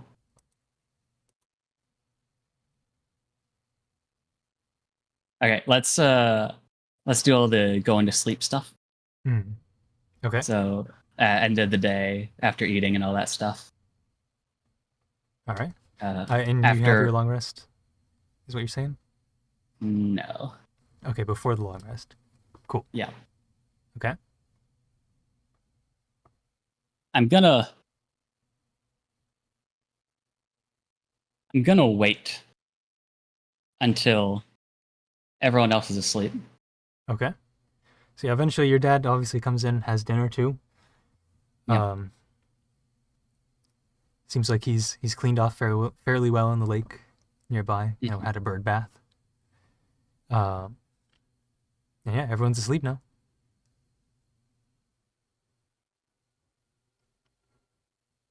They've expressed, you know, in that time that they were very proud of you for your accomplishments in all of your adventuring. Is there like any sort of like writing utensils around? There would be, yeah. Any like sort of scribe paper or whatever? Yeah, that's easy enough to find. Hank is going to take that, and on his bedroll, he's going to leave a note saying, "Thank you for everything, Mom and Dad. I love you. Hank." Gonna leave a feather of his own feather on top of the note. Did he use his Gonna- feather to write the note as a quill? Yeah, sure. Okay. He's gonna leave his feather on top of the note. Pick up the consciousness shifter. Look around one more time at his sleeping parents. Gonna go out the hut. Fly up into the air a little bit. Just kind of fly around. Getting another good look. And interestingly, even after, you know, even though it's it's mid-spring at this point, the ice around the tribe doesn't seem like it's necessarily melted from the weather. It seems to be held in place somehow through magic. So yeah, I'm just gonna look around at the icy wasteland. And then I'm going to think of Citrine. Okay. And I'm gonna press the button. Just anywhere in Citrine? Oldson's. Oldson's? Okay. Go ahead and roll me I believe it was history check. Just a straight history check. Yep. This is not the time to be rolling bad. 4. So you press the button, and you're still in the sky, but there's green particles around you.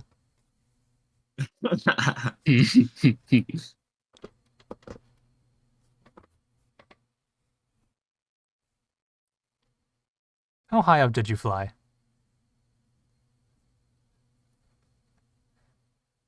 Above the tree line. So like Getting like a 100 feet? good aerial view. Like 100 feet up? Yeah, probably about. Okay. I'm afraid. So what do you do as you're in this space? So did I shift into like, oh shit, wait. I just remembered.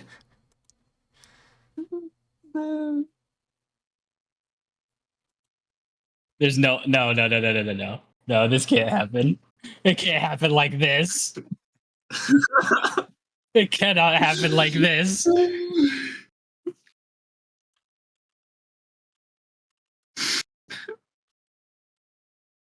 I'm just gonna continue flying. Okay. I forgot about that feature of it. If I, if I, the character, had remembered that, I wouldn't have done that. So But what's done is done. So as you're flying, you suddenly take 36 damage yeah, as that you crash through checks. your roof. My roof. You've flown straight up, right? So take a look I around said I everything. was flying around. Yeah, he was circling the village. Yeah. All right, you fall through Kleck's roof, taking 36 damage. No. Well, you lived. No, I'm at 33 health. Well, you I knocked guess I'm yourself unconscious. out. Yeah. Man. And that's where we're gonna end the session. God damn it. Okay. Man. I forgot. Just gonna say right now, we're not gonna retcon that, but I'm just gonna say, as a player character, I forgot that was a feature. So, Oh man. third of If session. I had remembered that as a player character, I would not have done that.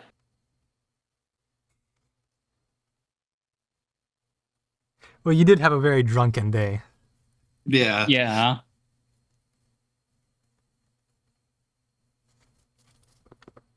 Yeah. I like the image. You're just flying around in the alternate universe, and then it goes black.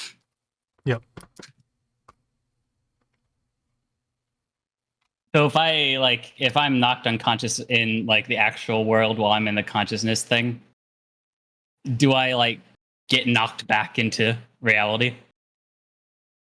Then you're just fully unconscious. Yeah, I'm fully unconscious, but if I wake up again, am I back in the... Presumably. All right. That's where we're going to end the recording. Crazy.